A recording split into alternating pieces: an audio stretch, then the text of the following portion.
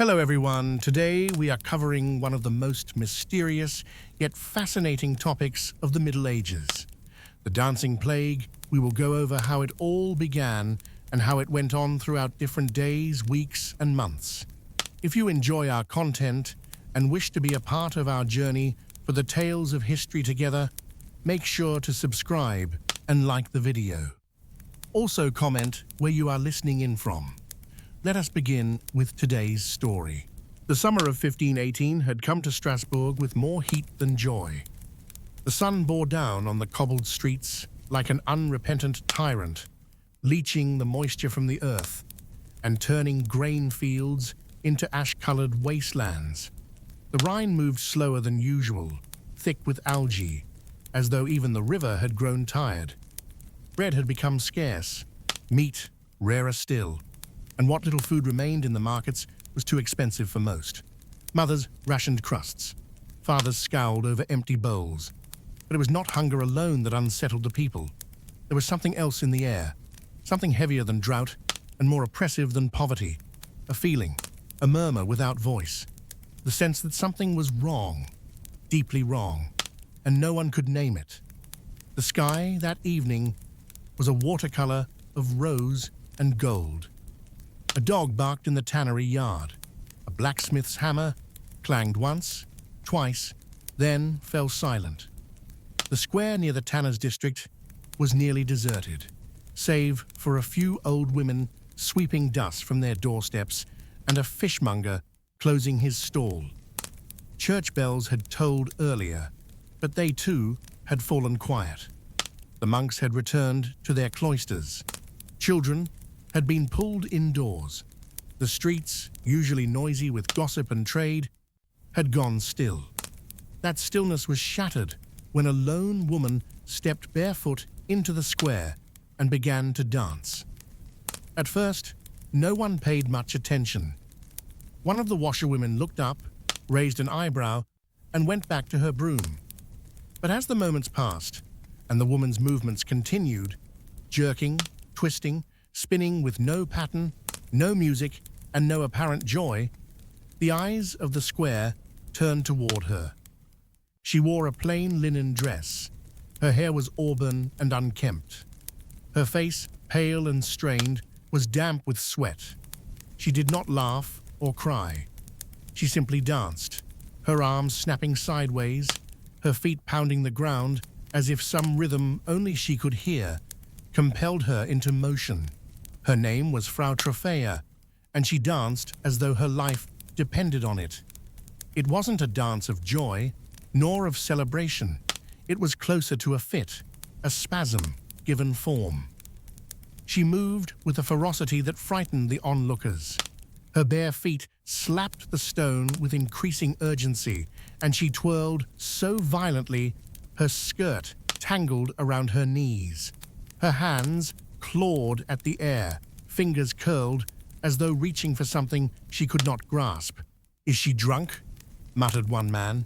"No wine in the city," someone else replied. "A demon," whispered a third. An older woman crossed herself and hurried inside. From a nearby doorway, Hans Trophäa, the woman's husband, emerged, wiping soot from his apron. A cooper by trade, he looked stunned to see his wife dancing in the middle of the street. He approached her slowly, cautiously. "Marie," he said gently, "what are you doing?" No answer. "Marie, come inside, please." She spun past him, nearly colliding with a wooden post.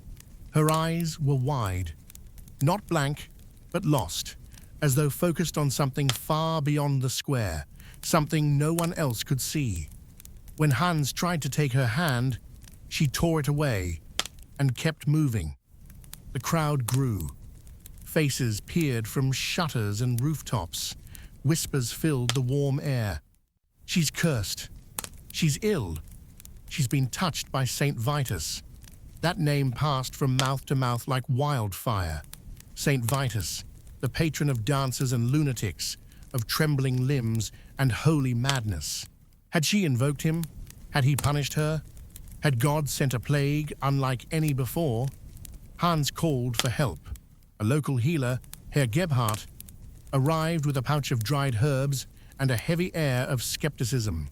He examined her briefly, careful not to touch her skin.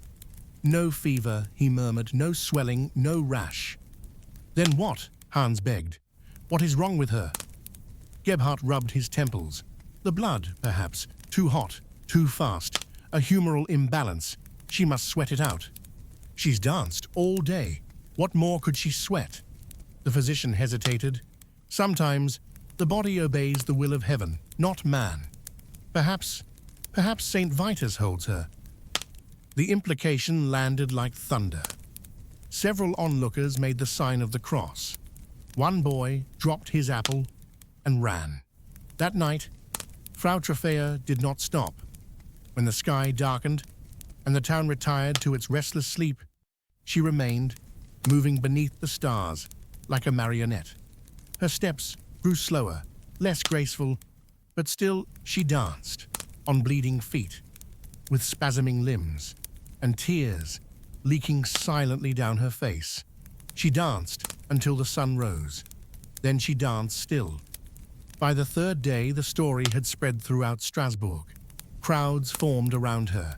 Some came out of curiosity, others fear. And some, though they'd never admit it aloud, came hoping to see what would happen next. A boy, no older than 14, was the first to join her. He stepped into the square at noon and began mimicking her movements. At first, it looked like childish play, but within an hour, he was drenched in sweat and unable to stop. Then came a widow, then a butcher's apprentice, then 3 more. By the end of the week, dozens were dancing, wailing, sobbing, pleading for rest, but unable to stop. Their feet became raw. Their legs gave out. Some danced until they fainted, only to awaken and resume their motion, as if driven by invisible strings. The physicians argued over causes. The clergy denounced sin and called for mass repentance. Some blamed witches, others foreign influence. One Dominican friar suggested the entire city had fallen under God's judgment for its pride and excess. He was not wrong about the fear. City officials, desperate and divided, called an emergency council. The mayor, Johann Loher, slammed his fist against a wooden table in frustration. This madness cannot continue, he declared. We must treat it as illness. It is not illness, replied Father Richter, his voice grave. It is punishment. Divine punishment. What cures sin but prayer? And how many must die while you pray? Asked a physician. These people need treatment, release. Let them dance until the poison leaves them. Let the fire burn itself out. The council argued for hours. At last they agreed on a solution that pleased no one. They would allow the dances to continue, but in controlled spaces. They would build a stage, hire musicians, and give the afflicted room to flail safely until the spell lifted. So they cleared a courtyard. They brought in fiddlers and pipers. They spread straw on the ground to soften the blows of falling bodies. And every morning, the dancers came, staggering and spinning, bloody and bruised, and the music began again. It worked, at least for a time. They danced and danced. But the rhythm did not slow. The frenzy did not fade. And then people started to die. The first was a man in his 40s who collapsed mid-turn, his mouth foaming and his eyes rolled back. The next day, a young girl fell and never got up. Some danced into exhaustion, others into seizures. One woman convulsed so violently she dislocated her shoulder, screamed once, and kept dancing. The musicians began to tremble. One went home and hanged himself, whispering that he could hear the melody even in his sleep. Hans Trophäa, watching his wife from the shadows, grew more broken with each passing day. He had stopped calling her name. She no longer answered. At night, she slept fitfully, her legs twitching under the blanket. Once, she whispered in her sleep, "It won't stop. It won't stop. It's inside me now." He wept. On the 25th day, with over 100 dancers afflicted, the bishop ordered a pilgrimage to the shrine of Saint Vitus. They would be taken one by one to the mountains. There, he claimed, the spirit might be lifted. Some dancers were too weak to walk. Others screamed when taken from the square, their limbs jerking violently. Red shoes were placed on their feet. Holy water was poured on their heads. Psalms were chanted. A few returned, exhausted, pale, quiet. But the dancing in the city did not end. Frau Trophea remained, thinner now, hollow-eyed. She no longer looked human. Her skin had blistered and cracked. Her hair fell in damp strands across her face. And still she danced, one foot dragging, her body twitching like a candle near its end. At the convent of St. Margaret, Sister Annalisa wrote to her cousin in Basel, "Something wicked walks here, not with footsteps but with rhythm. It moves through the people like smoke, and we cannot see where it enters or where it exits. They say it began with a woman, but I think it began long before that. Perhaps it began with our fear. Perhaps fear is the music, and we are only dancers in a song we do not understand. God help us. We have become our own plague." The bells of Strasbourg rang for Mass that Sunday morning, but few came. The pews of the cathedral sat empty, shadows pooling like water between their rows. Candles flickered at the feet of saints who watched in silence. Outside, the city burned, not with flame, but with something stranger, something older. By the second week of July, the word plague no longer referred to boils or fevers. It had taken on a new shape, one that moved to rhythm, beat upon stone, and stole the will from the flesh. They were calling it now, quietly, the dance of death. Frau Trophea had become more than a woman. To some, she was a warning. To others, a harbinger. And to the afflicted, those caught in the same cursed rhythm, she was something between a prophet and a prisoner. She did not speak anymore, not in words. Her language was motion. Each footfall against the ground was an echo of the torment within her. Her limbs, once strong and full of life, had become instruments of agony. Blackened toes, cracked heels, bandaged knees. Still they moved, ceaselessly. Her face had hollowed, her cheeks sunken beneath fevered eyes that blinked without seeing. Hans watched her from the edge of the square each day. He had stopped working. His barrels lay unfinished in the workshop. His neighbors avoided him now, afraid, perhaps, that even proximity to the dancer's husband might infect them with the same madness. She had been his wife, the woman who laughed over soup pots and scolded him for sleeping too late on feast days. Now she was a wraith, twirling through dust and shadow, her hands clawing at the sky. One morning, he approached her. As the musicians warmed their instruments, he stepped into the square, past the guards, who now kept a weary watch, and reached for her arm. "Marie," he whispered. Her head turned toward him. For a heartbeat, she paused. Their eyes met. Recognition flickered. "Come home," he said. "Please, I'll carry you if I must."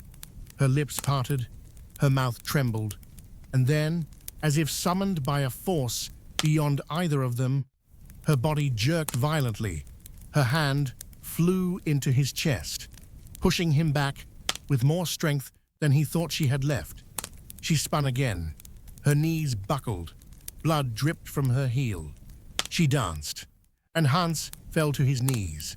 The number of afflicted grew. By the second week, the city counted more than 60 dancers. The musicians, once hired with hopeful logic, now looked haunted. Their fingers trembled on strings.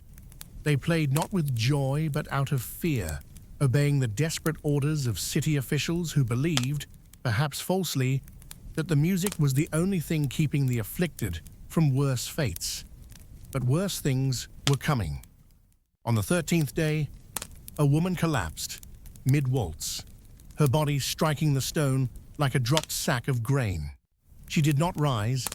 A cry went up from the crowd, and the dancers scattered briefly. A priest ran forward, muttering Latin as he pressed fingers to her throat. "Gone," he said. No one removed her body. The next dancer simply stepped around her. Later that same day, a child of 10, already limping from torn ligaments, fell. His mother tried to pull him away, but he thrashed in her arms, eyes wide with terror. "Don't, stop it," he screamed. "It's under my skin. It'll burn me." She wept and let him go. Whispers of witchcraft began to spread. Strasbourg had known fear before, of illness, of poverty, of God's wrath. But this was different. This was a fear that danced in daylight, that looked like your neighbor, or sister, or friend. This was a fear that might be contagious, not by touch, but by glance. Some refused to speak the dancers' names. Others left offerings at crossroads or buried chickens alive in gardens to ward off spirits. A group of clerics held a mass exorcism in the central square, waving incense and chanting until they lost their voices. Nothing changed. One elderly monk, Brother Paulus, wrote in his journal, "They move as if marionettes on the strings of a demon. Their mouths open, but do not form words. Their eyes do not blink. When I look at them, I feel my legs tremble.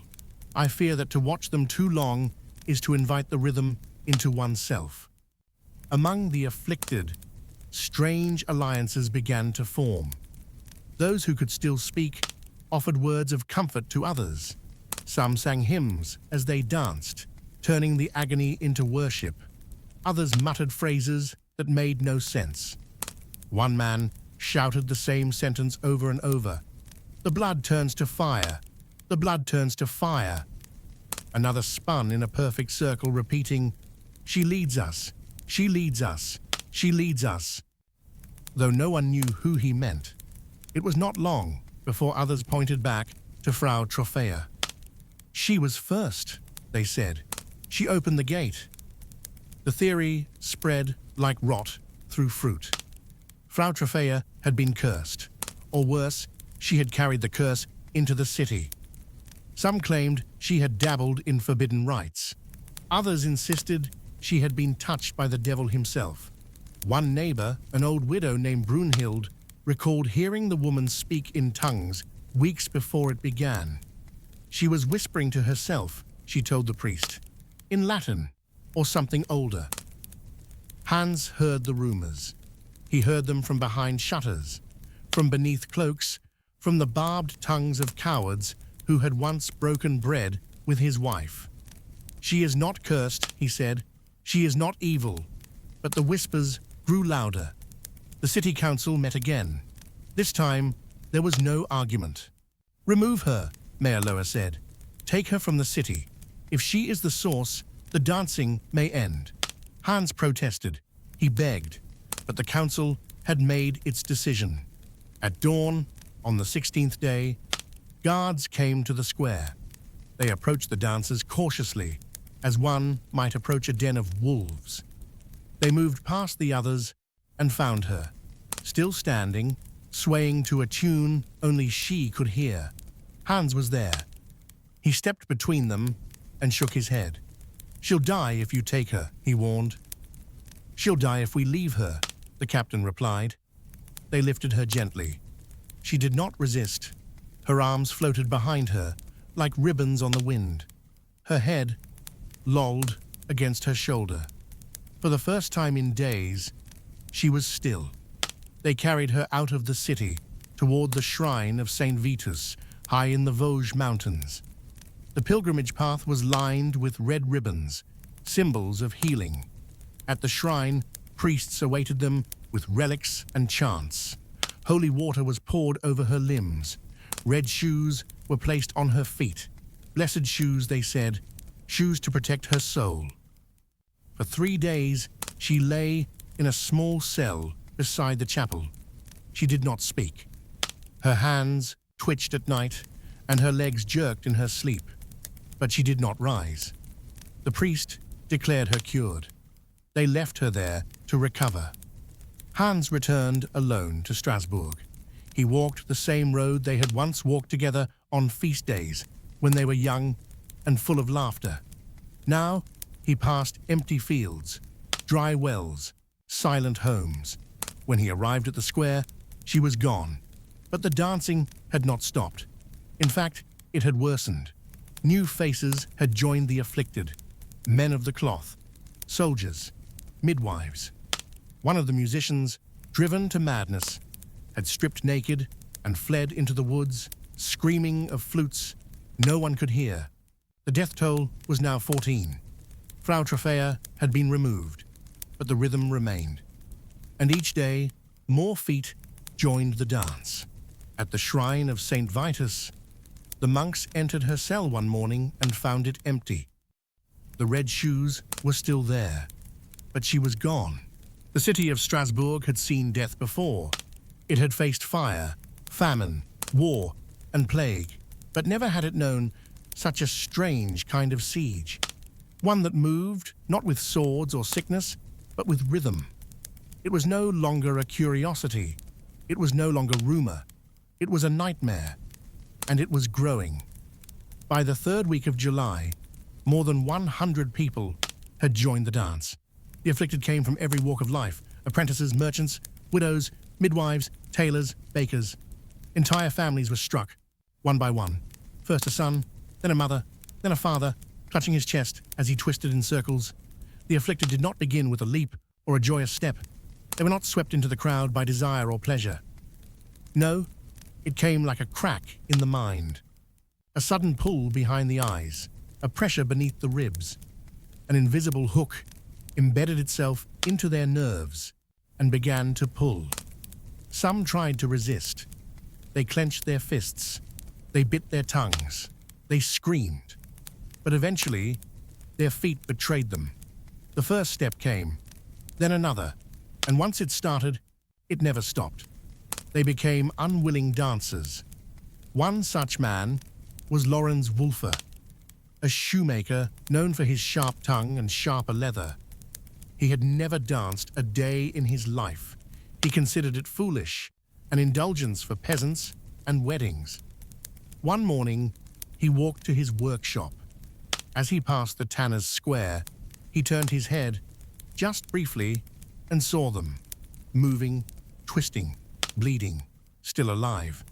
He spat in disgust and shook his head. By the time he reached his shop door, his hands were trembling. By noon, his feet wouldn't stop tapping. By dusk, he was in the square, spinning beside a pregnant girl and a toothless blacksmith, crying out, "No, no, no," as his legs betrayed him. Nearby, Lisa Moller, a young widow with 2 children, watched from behind her shutters. Her husband had died the year before, crushed beneath a collapsing beam. She worked now as a laundress and seamstress, doing the labor of 2 to keep her children fed. She feared the dancers. She fed her children and shut the windows tight when their music reached her ears.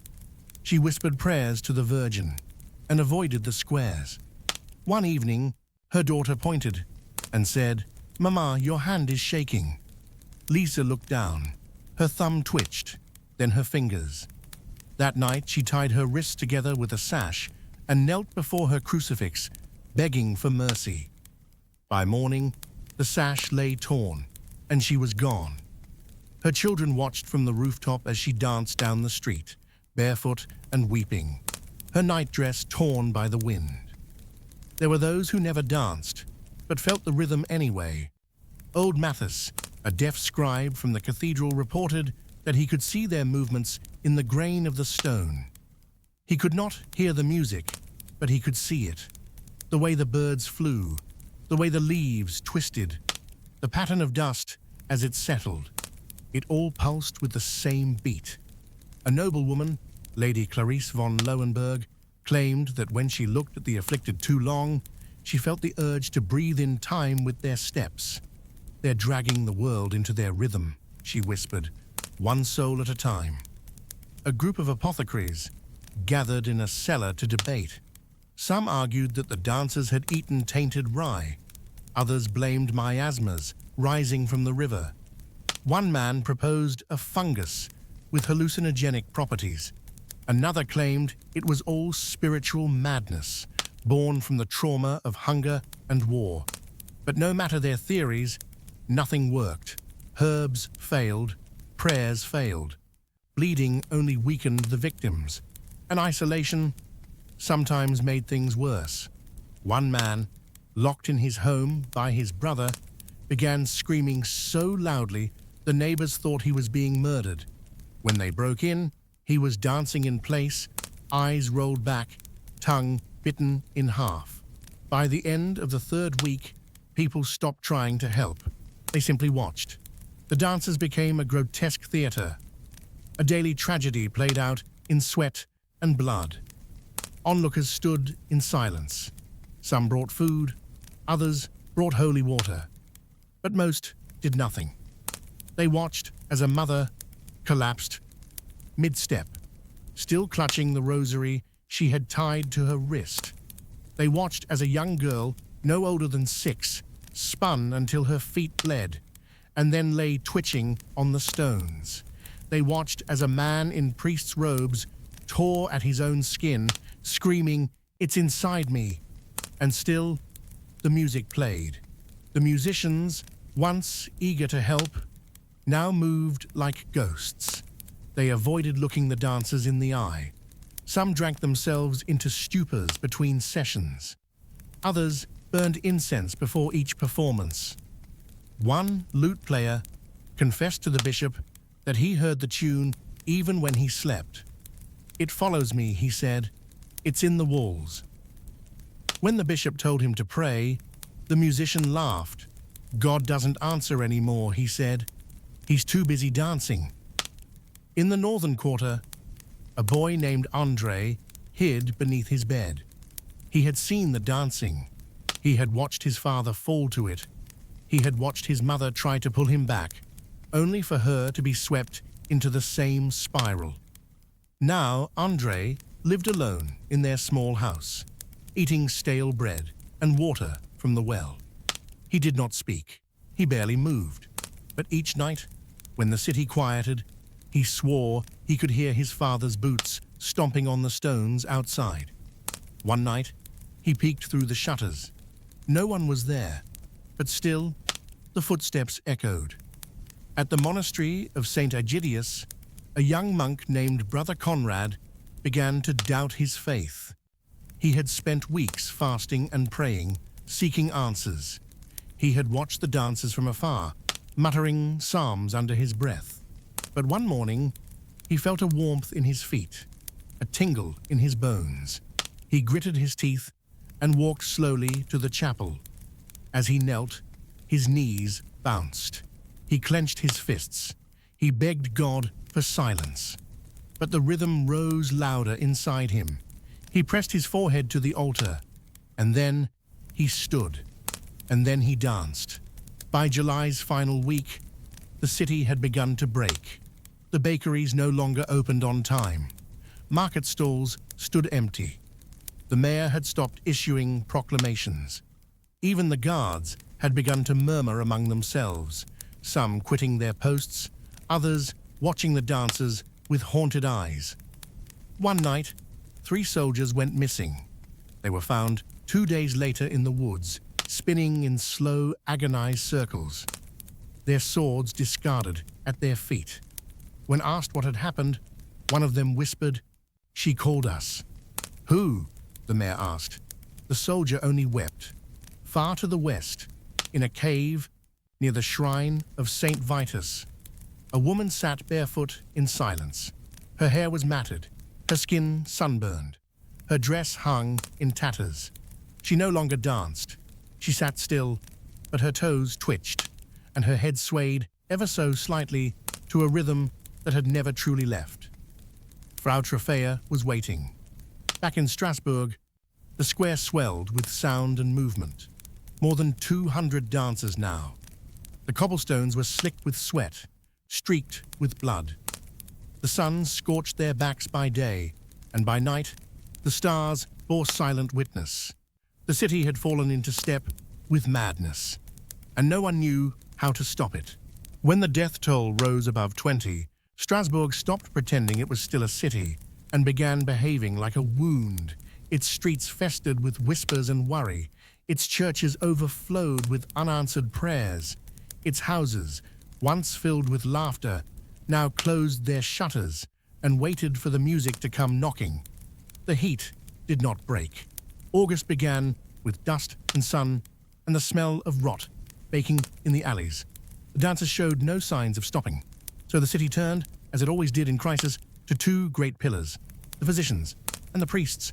The first physician to speak publicly was Herr Ottmar Gleiser, a respected scholar from the University of Basel. A stern man with a stiff collar and skin like yellowed parchment, he arrived in Strasbourg wearing a wide-brimmed hat and carrying a bag filled with vials, lancets, and folded charts. He was not a man of poetry. He was a man of balance, of humors and fluids and causes. And in Frau Troffea's footsteps, he saw not curse, but chemistry.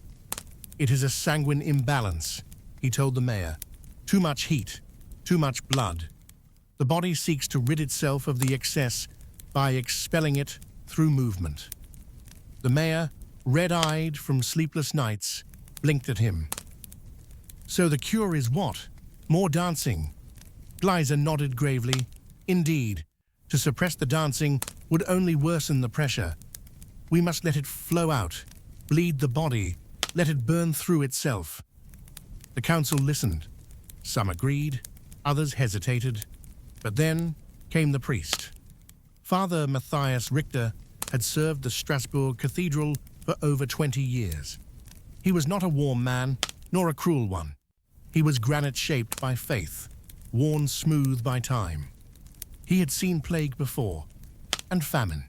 He had seen families burn heretics in their own homes and kiss their crosses as the flames took them, but he had never seen this. He stood in the council chamber in plain robes, his voice like cold iron.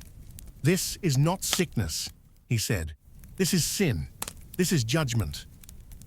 "Judgment for what?" cried Councillor Bernard. "For being hungry?" "For forgetting fear," Richter answered. "For placing science above sanctity. You see dancers. I see possessed souls." He raised his hand and pointed toward the cathedral. "We must fast. We must pray.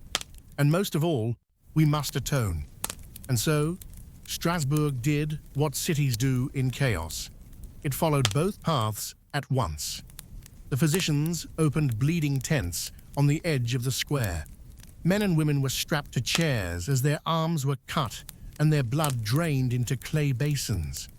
Gleiser's students fanned the victims and pressed compresses to their wounds. "Balance must be restored," they muttered like mantras. Some of the dancers fainted.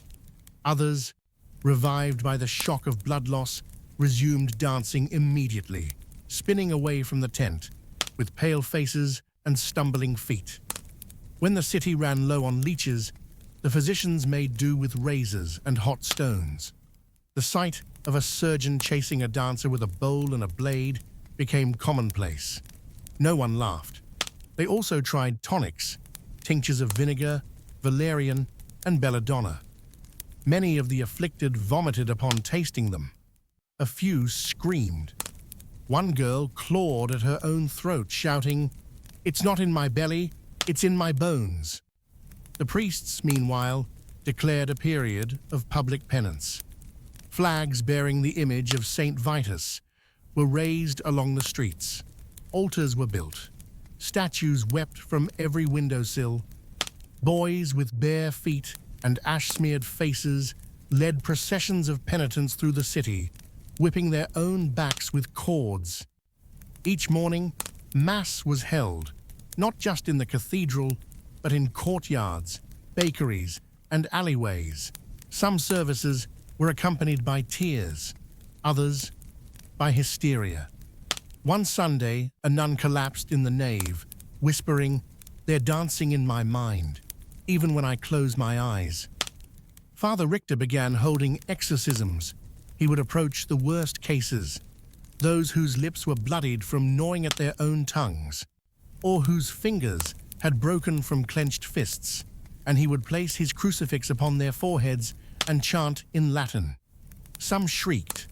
One woman vomited black bile, but none stopped dancing. In private, the physicians mocked the priests. "What good are prayers against a plague of the nerves?" Gleiser scoffed. "They may as well sing lullabies to a thunderstorm." And in the cathedrals, the priests cursed the physicians. "They chase shadows with scissors," Richter said. "You cannot drain the devil out through a vein." Between them stood the people of Strasbourg, battered by treatment and salvation alike, clinging to whatever explanation gave them peace: science, sin, or madness. The most haunting cases were the children. By early August, more than a dozen youths had joined the ranks of the afflicted. Some had never danced before in their lives. Others had watched their mothers or fathers fall to it, and now followed with trembling steps. They were the youngest victims, and perhaps the most pitiful. One girl, 8 years old, was brought to the square by her uncle. She had begun twitching in bed 3 nights prior. The priest had been summoned. Then a physician. Neither could stop her legs. She danced beside a well, her eyes empty, her feet bare. Her uncle held her hand and wept. "She doesn't know why," he whispered. "She doesn't want to, but she can't stop." A boy named Leon, only 10, was found in the butcher's alley, stomping in a puddle of blood with an animal's femur in one hand. When questioned, he said he was trying to match the beat of a drum that no one else could hear. It was a physician's apprentice, a kind-eyed woman named Elsa Beck, who first noticed the new pattern. She was cleaning the dancers' wounds with vinegar when she realized that many of them, particularly the newer ones, had all passed through the same street in the days before their symptoms began. Spinnergasse, an unremarkable alley near the monastery, home to little more than a cooper's guild and a crumbling statue of a saint with no nameplate. Elsa told her master. Gleiser dismissed it. "Coincidence," he said. But Elsa was not so sure. She returned to the alley at dusk, alone. The statue loomed at its center, faceless, worn by wind and time. A faint vine coiled around its legs. At its feet were offerings, coins, flowers, and most disturbingly, a pair of shoes. Red, small, child-sized. She backed away slowly. The air in the alley was unnaturally still. Elsewhere, Father Richter had begun corresponding with monks in Mainz and Cologne. He requested relics, bones of saints, holy oils, blessed ribbons. One letter returned with a single warning. "Do not seek to fight the rhythm. It is not a demon, it is a memory." Richter did not understand. He ordered another week of fasting. The musicians continued to play. Some now wore blindfolds to keep from locking eyes with the afflicted. Others hummed nonsense songs to themselves when they weren't performing. More than a few were caught whispering to the dancers in the square, swaying in place. "It's only a job," they said, "but the song is beautiful." The body count rose again. 37 dead, most from exhaustion, some from stroke. A few simply dropped dead in the middle of a spin, as if their hearts had given up. And yet more came, from villages, from farms, from the surrounding countryside. Some came already dancing, others simply began. On the first Sunday of August, the bells of Strasbourg rang 12 times. A procession of priests walked barefoot through the city, bearing torches and relics. Behind them came physicians, heads bowed. The two sides no longer spoke to each other, but they walked side by side. They marched to the square. The afflicted did not notice. They danced in silence, blood pooling around their feet. The physicians wept. The priests prayed. The music did not stop. The city had begun to tremble, not from earthquakes, but from within. Beneath its wooden beams and stone walls, fear had seeped deep, like water through parchment. It clung to every prayer, every footstep, every breath. The dance had not stopped, and now it had a rhythm of its own. By the middle of August, more than 250 people had succumbed to the rhythm. The public squares were not enough. The streets were overflowing with the afflicted. Dancers spun down alleyways. They staggered into churches and collapsed at altars. One was found trying to climb the cathedral steps on hands and knees, dragging his feet behind him like broken tools. So the city opened its guild halls. These great halls, centuries old, lined with dark wood and carved emblems of ancient crafts, were spaces of trade, of debate, of tradition. But they became something else entirely. They became chambers of motion. The Weavers' Guild Hall, once filled with looms and spindles, was cleared of tools and benches. Its floors were swept, its doors unlocked, and into it were herded 50 dancers, their eyes wide, their feet bleeding. The city provided food and water. A few guards stood watch at the doors, but there was no need to chain anyone. They did not want to leave. They couldn't. The hall pulsed with movement, bare feet slapping wood, bodies shivering and turning, arms raised to nothing. The windows fogged from heat. The air smelled of sweat and skin and something bitter underneath. Fear, perhaps, or madness. Each dancer had a rhythm. No two were the same. Some spun in circles, others shuffled in place. One woman twisted her spine so violently she dislocated a rib and kept moving. In the corner, a man recited numbers as he danced.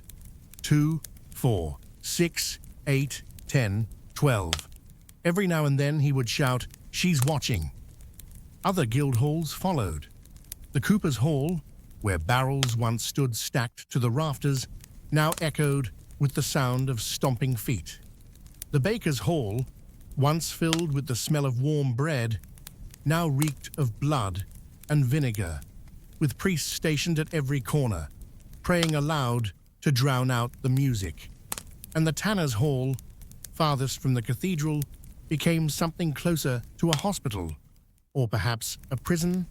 Here the worst cases were kept, the screamers, the biters, the ones who struck out at others mid-spin. 2 had gouged their own eyes.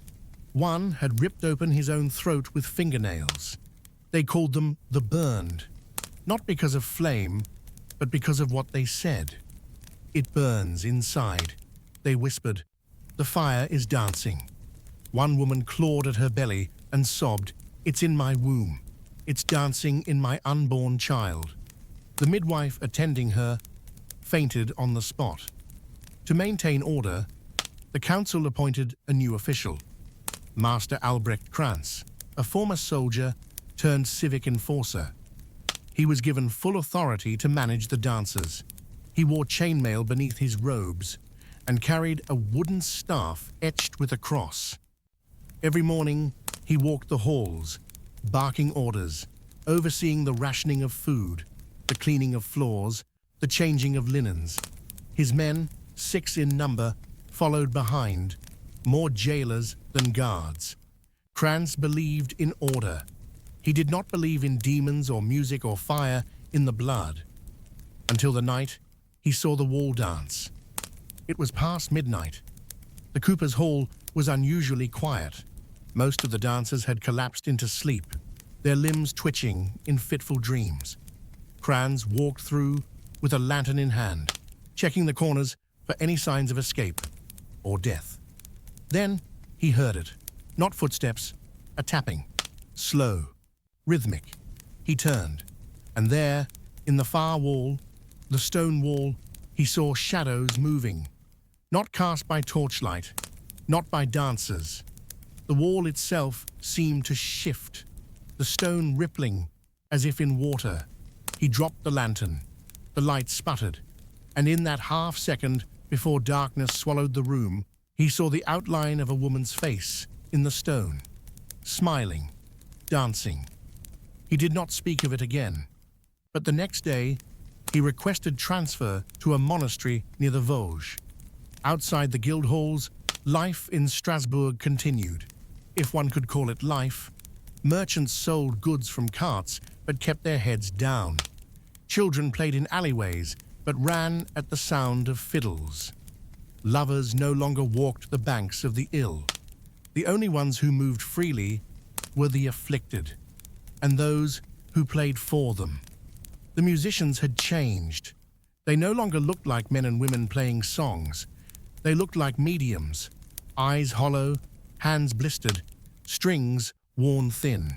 They no longer played melodies. They played rhythms, endless repeating, pulse-pounding rhythms that matched the dancers' movements like breath to lungs. Some claimed the musicians no longer chose the tunes, that they simply played, even when no dancers were present. One night, a priest caught a fiddler in an alley, bowing to a tree trunk, with tears streaming down his face. "She told me to play," the man whispered. "She needs music." "Who?" the priest demanded. The man only wept. Inside the tanner's hall, the burned ones began to speak in unison. Not all at once, but more and more often, their phrases matched. "She is coming," they said. "She will call us. She wears the red shoes." The physicians called it echolalia, mad minds mirroring each other. The priests knew better. In the cathedral, Father Richter began sleeping in his robes. He ate only bread and water. He had long since stopped preaching. Now he simply knelt at the altar and prayed for silence. It did not come. One evening, a scribe found him kneeling before a statue of Saint Vitus, whispering, "Forgive us, forgive us, forgive us." We opened the door. Meanwhile, far from the city, in the hills near Saverne, a farmer's wife found something strange near her pasture. Footprints, dozens of them, deep, twisted, leading in circles. At the center, something small and red, a pair of shoes, child-sized, still warm. Back in Strasbourg, the dancers began to speak of a name no one recognized. They mumbled it in fevered sleep. They screamed it mid-twirl. Sometimes they chanted it until blood spilled from their mouths. It began as a murmur, a whisper curled on the tongues of the dying, rising from bloodied mouths and ragged throats. A name, La Veilleuse, the Watcher, the Sleepless One. By the final week of August, it was no longer a secret. It was a chant, a prayer, a warning. In the guild halls, they whispered it between exhausted sobs. In the bakers' ovens, it was scrawled in flour. Children sang it in cruel rhymes, and in the cathedral's deepest shadows, Father Richter carved it into his palm with a crucifix. Something had awakened, something remembered. In the beginning, no one knew what the name meant. It wasn't Latin, it wasn't German. The physicians suspected a hallucination, a shared madness infecting the afflicted like a song infects the air. But the priests knew better. "Names are never just names," Father Richter murmured, "especially when they do not belong to us." It was Elsa Beck, the apothecary's apprentice, who dug the deepest. While her master poured boiling water over leeches and dosed patients with tinctures of burnt rose hips, Elsa combed the old records. She slipped into the scriptorium by night, candles in hand, and read through crumbling pages of church ledgers, exorcism transcripts, even pre-Christian texts. And in one of the oldest scrolls, transcribed centuries ago from a dying monk's ravings, she found it. There is a she of no sleep, who watches when others forget. She comes when the world forgets fear, and she sings with bones, and she eats rhythm. We called her La Veilleuse. She danced us into the river. It was not the first time, not in Strasbourg, not in the world. The dancing plague, it seemed, had roots older than ink. Elsa shared her findings with Father Richter, expecting disbelief. Instead, he wept. He had read the same scroll when he was a young man, but the words had meant nothing then. "I thought it metaphor," he whispered, "poetic exaggeration. But now—" He stood and pulled from a high shelf a tattered red ribbon. This belonged to a nun who danced for 9 days before she vanished. Her name was Agnes. She was the first one to write it on a wall. La Veilleuse. They stared at each other. Outside, bells tolled, and from the Weavers' Guildhall came a long, low howl that didn't sound human. In the streets, sightings began. Children claimed to see a woman in red dancing in alleyways. A fisherman swore he watched her spin across the Ill River's surface, her feet never touching water. An old woman was found dead in her garden, her hands locked in a waltz position, her mouth frozen mid-smile. The ground beneath her was scorched in a perfect circle. Others saw nothing, but felt her, a presence, a pull, a rhythm. The musicians were the first to break. Their eyes grew darker, their fingers stiffened. One hurdy-gurdy player smashed his own instrument against a stone wall, shrieking, "I'm not her puppet. I won't play for her again." He was found dead the next morning, floating in the well. Another fiddler went silent for 3 days. Then, mid-performance, he began laughing. Not joyfully, but hopelessly, madly. "She's learning," he whispered. "She's listening to us. We play, and she gets stronger." Hans Trophea, husband of the first dancer, Marie, had spent weeks in hiding. His home, a tomb of guilt and grief.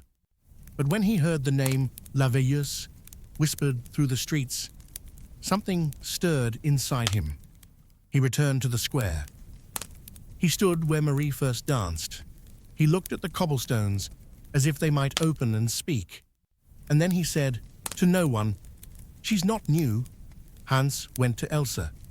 He told her a story, a legend his grandmother once shared when he was small, about a woman in red, with no eyes, who danced alone in the forest during eclipses, who was never seen standing still, who punished those who laughed too loudly, who whispered music into the ears of the lonely. The legend was always told as a joke, a fireside fable, a story to scare children. But Hans had always remembered one line: "If you hear the tune, don't listen. If you feel your foot twitch, run. And if you see her, don't look away, because if you do, she'll follow." Elsa shared the story with Richter, and the priest, shaking, brought out an ancient scroll he had buried under stone at the cathedral's foundations. It bore a single sigil, a circle, a flame, and 2 feet crossed. The seal of the old dance saints, a forgotten cult the church had disbanded centuries earlier. "The church tried to erase her," Richter said. "They failed." That night, in the Tanner's Hall, the burned dancers began to speak as one. "She is awake. She is awake. She is awake. She is—" And then, all at once, they stopped. Their eyes opened, their mouths closed, and they stared, each one, toward the east window. In the forest east of Strasbourg, deep beneath the mountain pass, a single drumbeat sounded.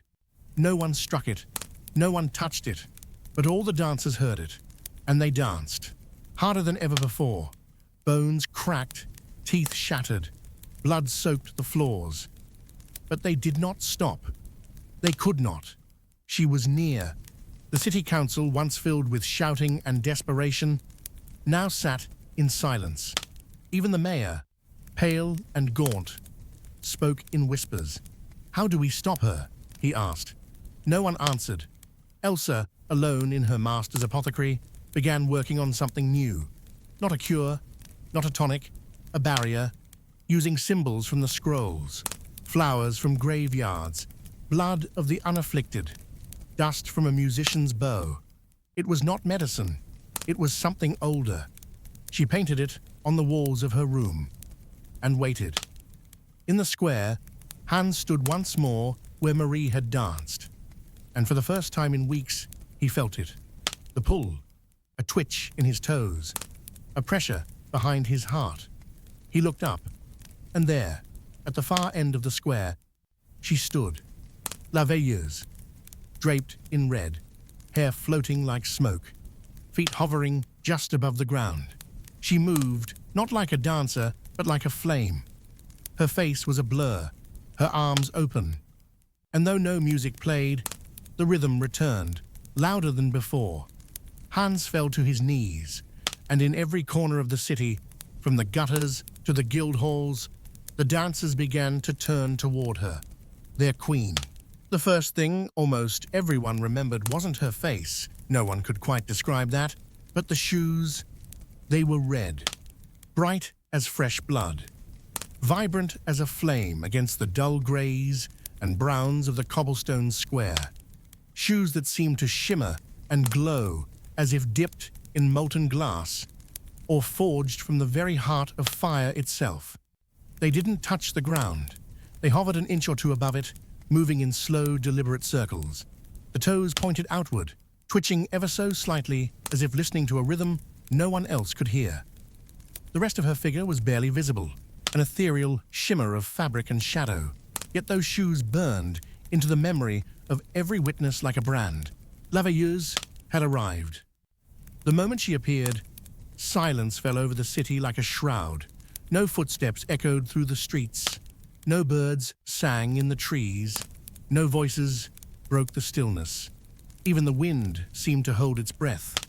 The dancers, mid-step, halted as if frozen by an unseen hand. Their sweat-soaked bodies shuddered, arms suspended in mid-air, eyes wide with something like awe or terror. And then, as if on cue, hundreds dropped to their knees without a word. They bowed not in prayer, but in recognition. Hans Trophea, the widowed shoemaker whose wife had been the first to dance, watched from the cathedral steps. He did not remember how he had arrived there, or when he had fallen, but now his knees were pressed to the cold stone, and his heart thundered in his chest. Some deep, buried part of him, beyond grief, beyond reason, knew her. Not as a woman, not as a spirit, but as a force, like gravity, like fire, like hunger. She had no face, or perhaps too many, shifting like a flame in the dark. Every time he blinked, her expression changed, smiling, crying, screaming, laughing. But always, the shoes remained. Red, floating, beckoning. Inside the Weavers' Guild Hall, the temperature dropped several degrees. The dancers paused, breath misting in the cold air, eyes glazed. One woman screamed suddenly, clutching her ankles. "She's wearing mine," she cried. "She took my shoes." Another whispered hoarsely, "Her shoes are soaked in blood." A man clawed at the wall in panic, his feet betraying him. He spun in place until his shins cracked under his weight. Amidst the chaos, a small child, a girl no older than 7, began to hum. The melody was strange and haunting, unlike any song the city had heard before, but every afflicted soul knew it. They joined her softly at first, then louder. The guild hall rang with a choir of trembling children. The guards, overwhelmed and terrified, fled into the night. In the shadows of her apothecary, Elsa Beck stood poised. Her feet rested inside a circle made from salt, ash, crushed bones, and sacred petals. The walls around her were scrawled with symbols, the ancient sigil of the dance saints, a circle intertwined with a flame and crossed feet. The only protection she knew against the invisible force that gripped the city. In one trembling hand, she clutched a cracked vial filled with a mixture of belladonna and her own blood, a desperate concoction, part medicine, part ritual. In her mind, she repeated the words she had learned from the old scrolls. She is not a curse, she is a calling. She answers rhythm with rhythm. She feeds on those who forget the silence.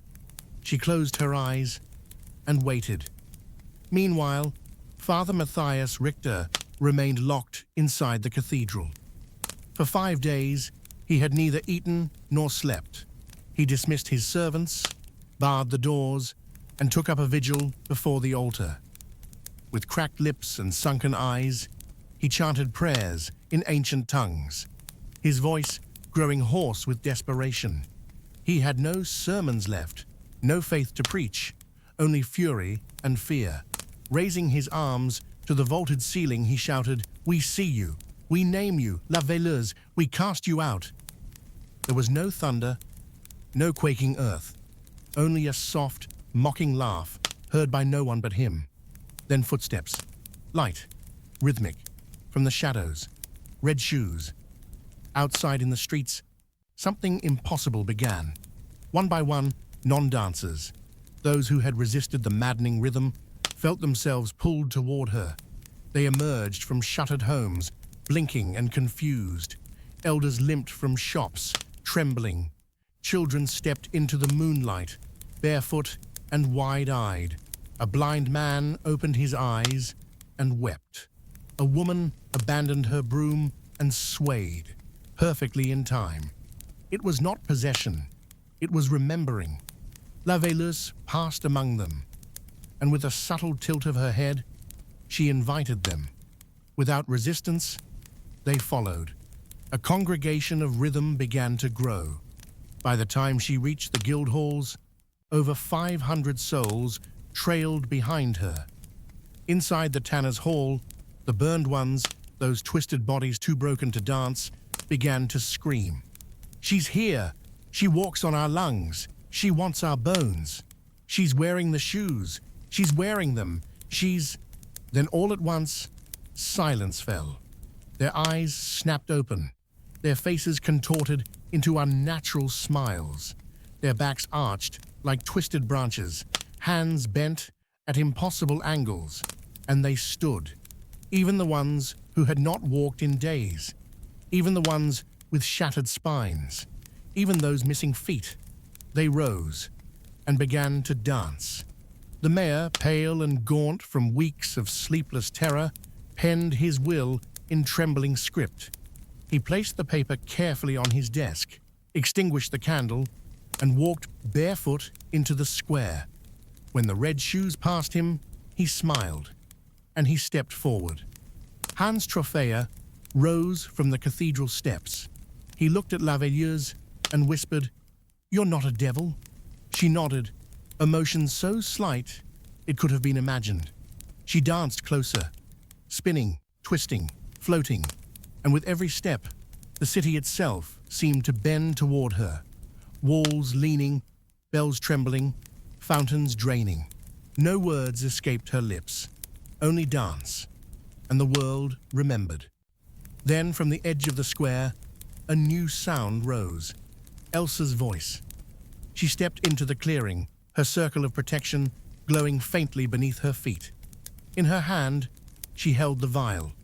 She did not shout or plead. She simply spoke, "We see you, we name you, and we remember your first step." La Veileuse paused. For the first time, the red shoes slowed. The city exhaled, and Elsa stepped forward. Behind her, hundreds of dancers froze. Some collapsed, others gasped. A few wept openly. The spell of the music shattered, if only for a moment. In that fragile moment, Elsa hurled the vial at La Veilleuse's feet. It shattered with a sharp crack. Smoke swirled upward. La Veilleuse looked up and smiled. She did not scream, she did not vanish, she did not burn. She turned and danced backward, step by step, out of the square, out of the city, into the forest, and as she moved, hundreds followed, slowly, quietly, without resistance. All those who had joined her followed. The square emptied before dawn. The guild halls were silent. The halls of the sick empty. The relentless rhythm gone. Only a pair of red shoes remained in the square, still wet, still warm, still waiting. The city was left to breathe in the aftermath. But no one forgot. No one could. For the red shoes were more than shoes. They were a symbol, a warning, and a promise that La Veilleuse would return. The morning after the last red shoe vanished into the dense, whispering forest, Strasbourg awoke to a silence so profound it unsettled every soul. The relentless pounding of feet, the unending thrum of the maddening dance, was gone. The city, which had lived for weeks in chaotic rhythm, now seemed suspended, caught between dread and relief. The streets, once clogged with spinning bodies, lay empty and still. The cobblestones were cracked and blood-stained, imprinted with the ghostly outlines of those who had danced themselves to ruin. The city's air, heavy with sweat and sorrow, began to clear, replaced by the crisp breath of early autumn. But beneath the calm surface, something else lingered, a deep unease, like the pause before a storm. In the Weavers' Guild Hall, where hundreds had danced their final frenzied steps, dust drifted lazily in shafts of weak sunlight. Long abandoned, the vast room bore scars of chaos, faint red stains darkening the worn wooden floorboards, scraps of torn cloth tangled in splinters of broken benches, and shoes left askew like silent sentinels of vanished lives. The faint scent of burnt rosemary and bitter vinegar clung to the air, a reminder of desperate attempts to ward off the plague's grip. Along the walls, hastily scrawled messages, prayers, warnings, and pleas faded into the cracked plaster. Elsa Beck, now exhausted but relentless, revisited these marks, her fingers tracing the faded words, as if they might reveal some hidden meaning. She had pored over every detail, determined to unravel the plague's mystery before it could return. The city's leadership convened beneath heavy oak beams in the council chambers, their faces pale and eyes hollow. The mayor, Johann Keller, sat rigidly at the head of the table, his hands clenched tightly around a map of Strasbourg. "We have survived," he began, voice cracking like dry timber, but not without cost. "The bodies, the madness, it has left wounds far deeper than flesh and bone." Councillor Bernard, an older man with graying hair, nodded solemnly. "This cannot happen again. We must document every moment, every symptom, every song. Prepare defenses, physical and spiritual." But uncertainty gnawed at them all. Some feared the plague had touched a corner of the world beyond their understanding, something eternal and unknowable. Others whispered of curses and divine punishment. In the cathedral, Father Matthias Richter wandered among the shadowed aisles like a ghost himself. He had barred the doors to the faithful, dismissing servants and banishing scribes, his once powerful voice reduced to a brittle whisper. His hands trembled as he traced the ancient sigil of the dance saints carved into the cold stone floor: circle, flame, and crossed feet. The same symbol Elsa had painted in her apothecary, now a talisman against an unseen enemy. "Did we call her forth?" he murmured. "Did our fear feed the flame that burned the city?" Each night, he knelt before the altar, clutching a worn crucifix, begging for forgiveness, praying for mercy. The soft echo of laughter haunted his dreams, reminding him that faith alone might not be enough. Elsa Beck, the apothecary's apprentice, sat hunched over a cluttered table, her fingers stained with herbs and ink. Her eyes, bright with sleepless determination, scanned the parchment where she recorded every detail: the cadence of the dances, the victim's symptoms, the strange symbols, and the chilling name whispered by the burned.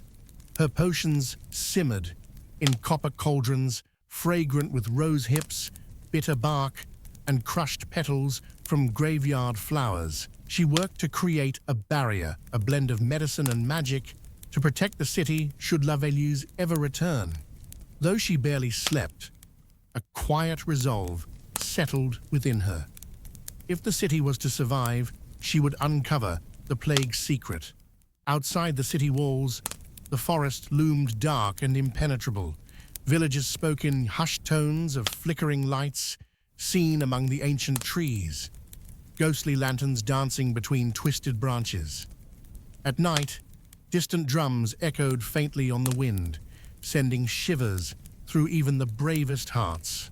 Some claimed to hear soft singing carried on the breeze, an eerie melody neither human nor animal. In the small hamlet of Severn, old Anna, a shepherdess known for her wisdom and tales, told of strange footprints discovered near her flock.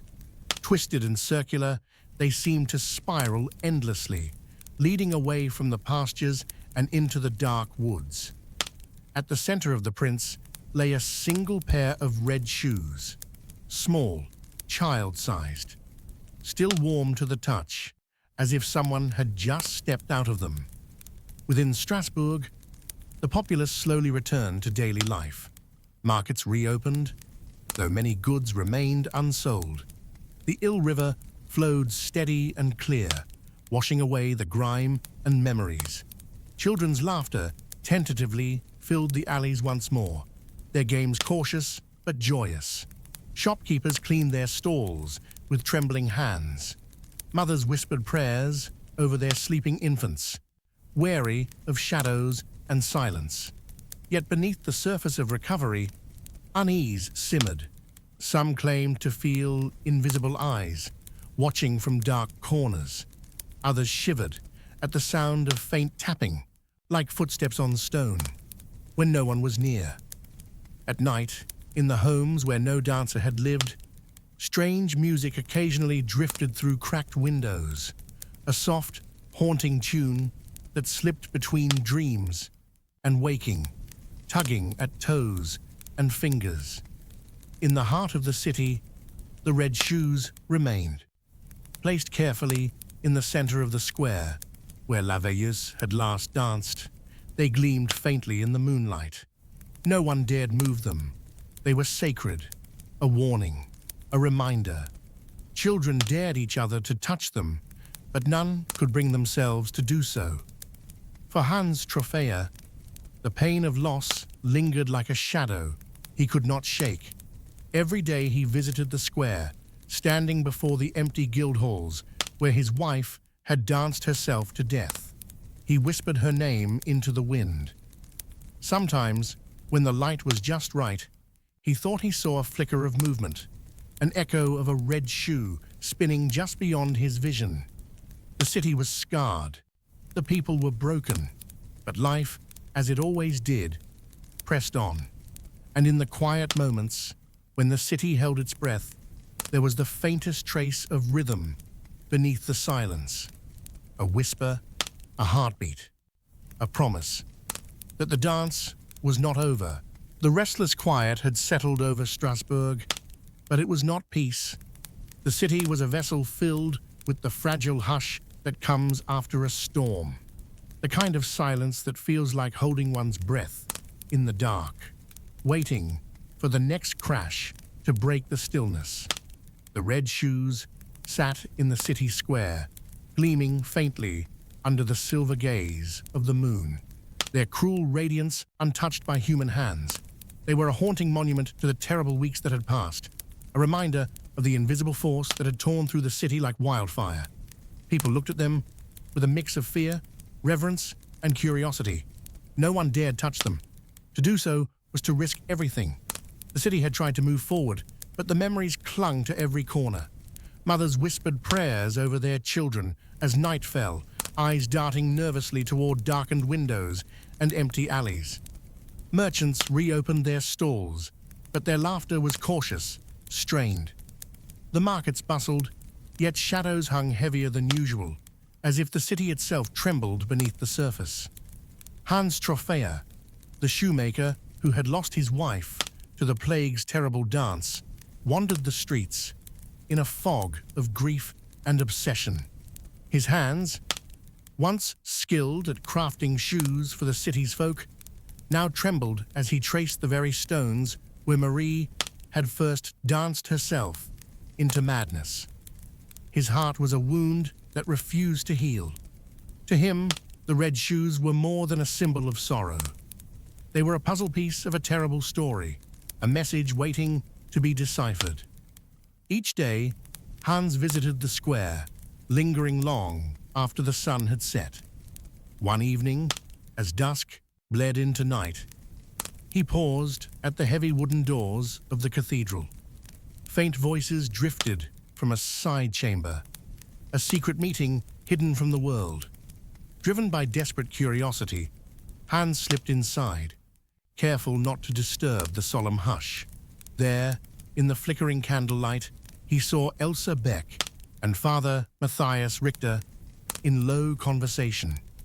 Elsa's eyes burned with a fierce determination, and her fingers traced the worn pages of an ancient manuscript inscribed with twisting symbols that seemed alive beneath the light. Father Richter, gaunt and weary, nodded grimly beside her. "We need to understand her," Elsa said, her voice barely more than a breath. La Veilleuse is not simply a curse or a restless spirit. She is a force older than Strasbourg, older than time itself. The rhythm of life and death, woven into one. Father Richter's eyes were shadowed but resolute. The church tried to erase her memory, to bury the dance saints and their knowledge deep beneath the earth.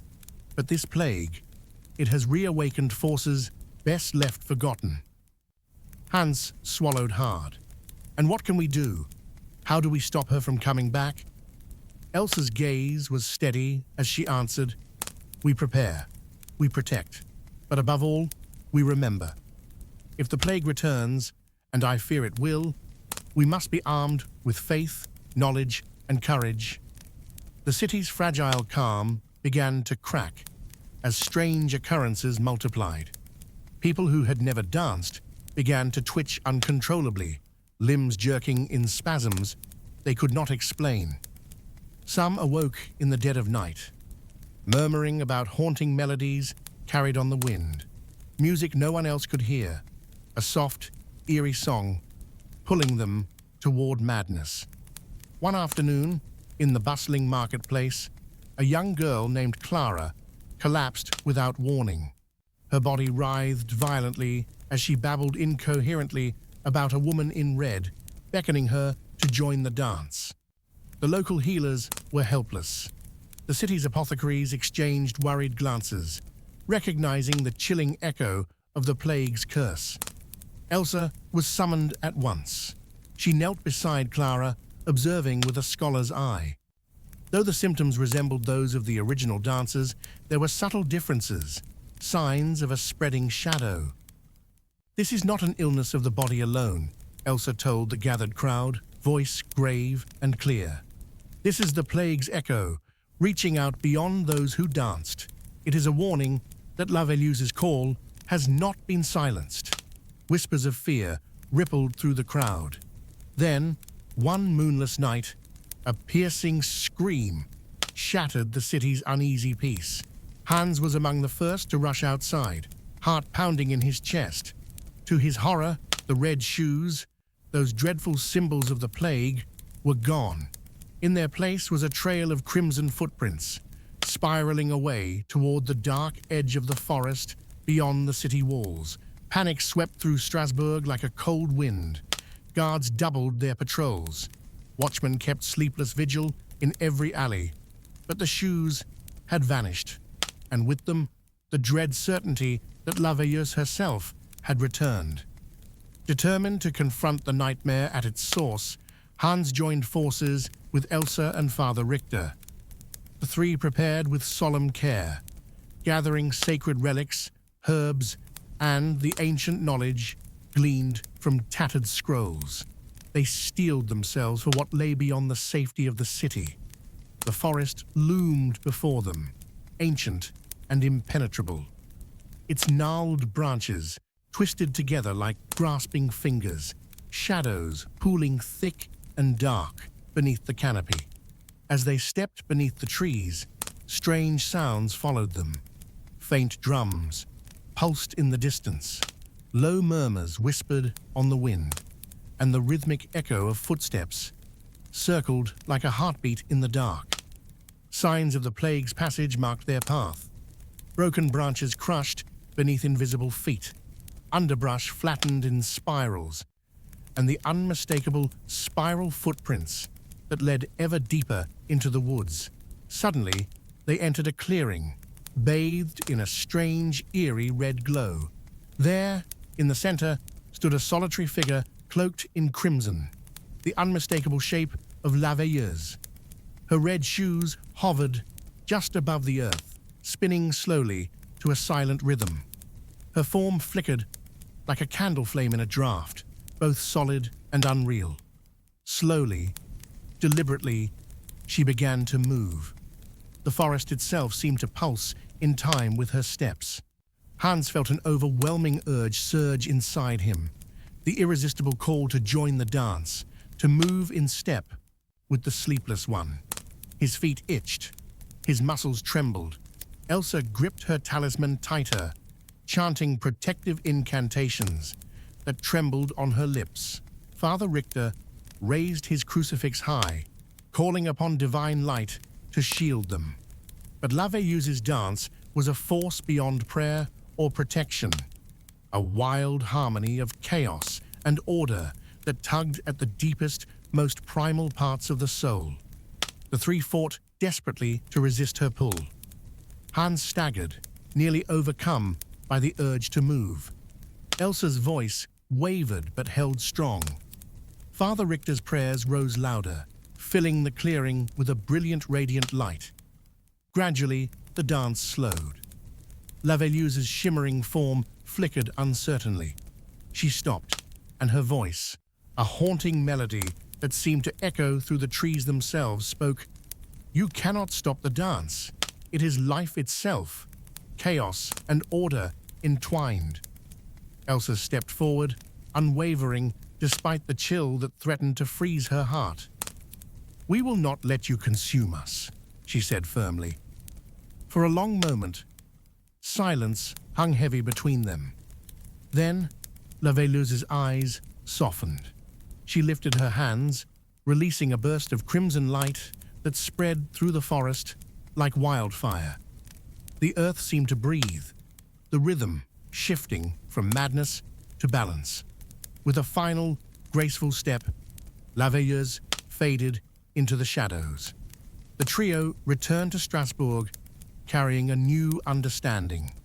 The plague was not simply a curse to be destroyed, it was a force to be respected and balanced. The ancient knowledge of the dance saints was resurrected, their teachings quietly passed from one generation to the next. The people of Strasbourg prepared not just to fight, but to coexist with the restless rhythm. The red shoes remained in the square, a symbol of power, danger, and fragile hope. Though the city had survived, the rhythm never truly ceased. Sometimes, in the quietest moments of night, the people could hear faint footsteps echoing beneath the silence, a gentle tap-tap-tap, like a heartbeat carried on the wind. Deep inside, they knew the dance was never over. It was merely waiting. Strasbourg was waking up to an autumn unlike any it had known before. The fiery reds and golds of falling leaves swept across the cobblestone streets, swirling in the crisp morning air like fleeting flames. The city's once boisterous market squares were now quieter, marked by an unspoken reverence. The shadow of the dancing plague still stretched long and wide, folding itself into the very fabric of daily life. Even as the sun rose on clear skies, the people moved cautiously, glancing nervously toward the city square where the red shoes sat, untouched, ominous, and unforgettable. They had become more than mere footwear. They were a symbol, a warning, a relic holding the secrets of the terrible weeks past. No one wanted to be the one to disturb them, for fear of reigniting the ancient fire.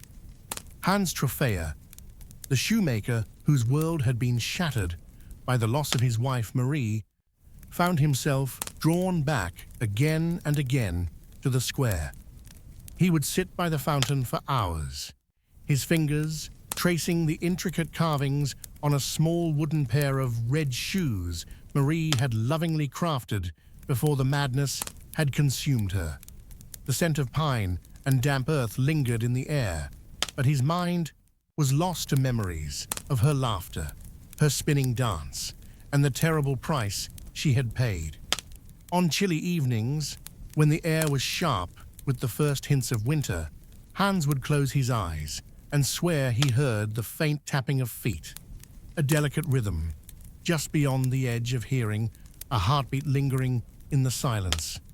Elsewhere, Elsa Beck toiled endlessly in the cramped space of her apothecary. Her hands were stained with crushed herbs, and her shelves were lined with jars filled with fragrant mixtures, rosemary for protection, crushed rose hips for healing, and graveyard flowers believed to ward off evil spirits. Every day, she pored over her notes and the ancient manuscripts she had painstakingly copied, searching for clues in the twisting symbols and faded writings left by the forgotten dance saints. Her work was interrupted one afternoon by a soft, hesitant knock. Clara, the young girl who had been the first to suffer after the plague's initial wave, stood trembling in the doorway. Her eyes were wide, haunted. "Miss Beck," she whispered, voice barely audible. "Sometimes, at night, I hear the music. It calls to me, soft and low." Elsa's heart clenched. She moved to embrace the girl gently. "You are not alone, Clara," she said softly. "The rhythm is still here, but we must learn to listen without being consumed." Father Matthias Richter, whose faith had been both shaken and deepened by the plague, spent long hours in the cathedral's shadowed corners. His prayers had evolved beyond condemnation and fear. Now they were questions, queries whispered to a silent God about the nature of life, death, and the forces that danced between. He was writing new prayers, combining the sacred rites of the dance saints with his own reflections and hopes. He believed that only through understanding and acceptance could Strasbourg find the strength to survive the restless force that pulsed beneath their feet.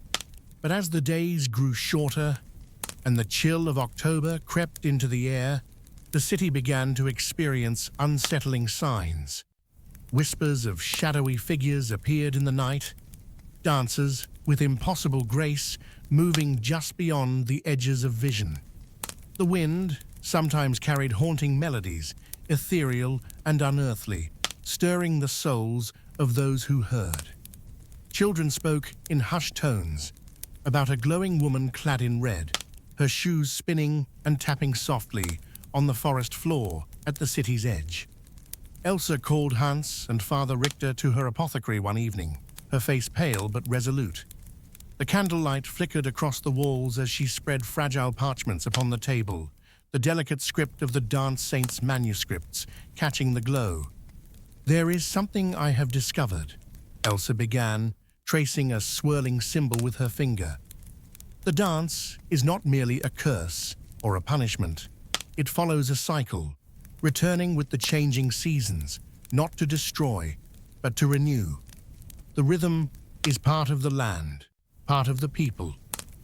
Father Richter stroked his beard thoughtfully, nodding slowly.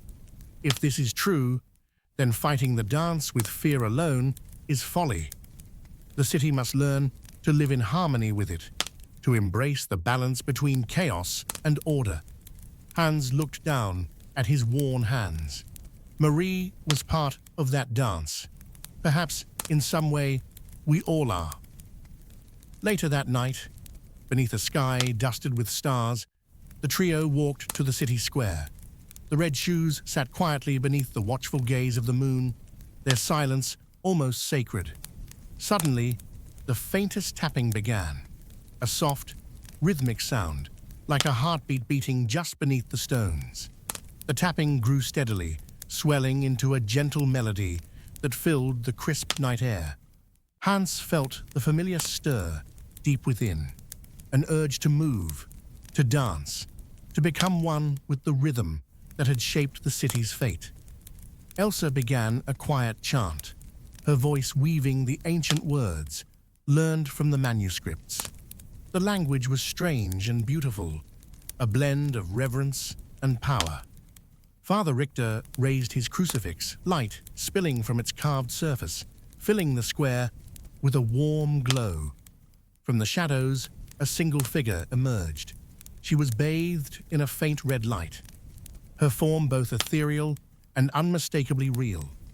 La Veilleuse had returned, but this time there was no madness in her dance.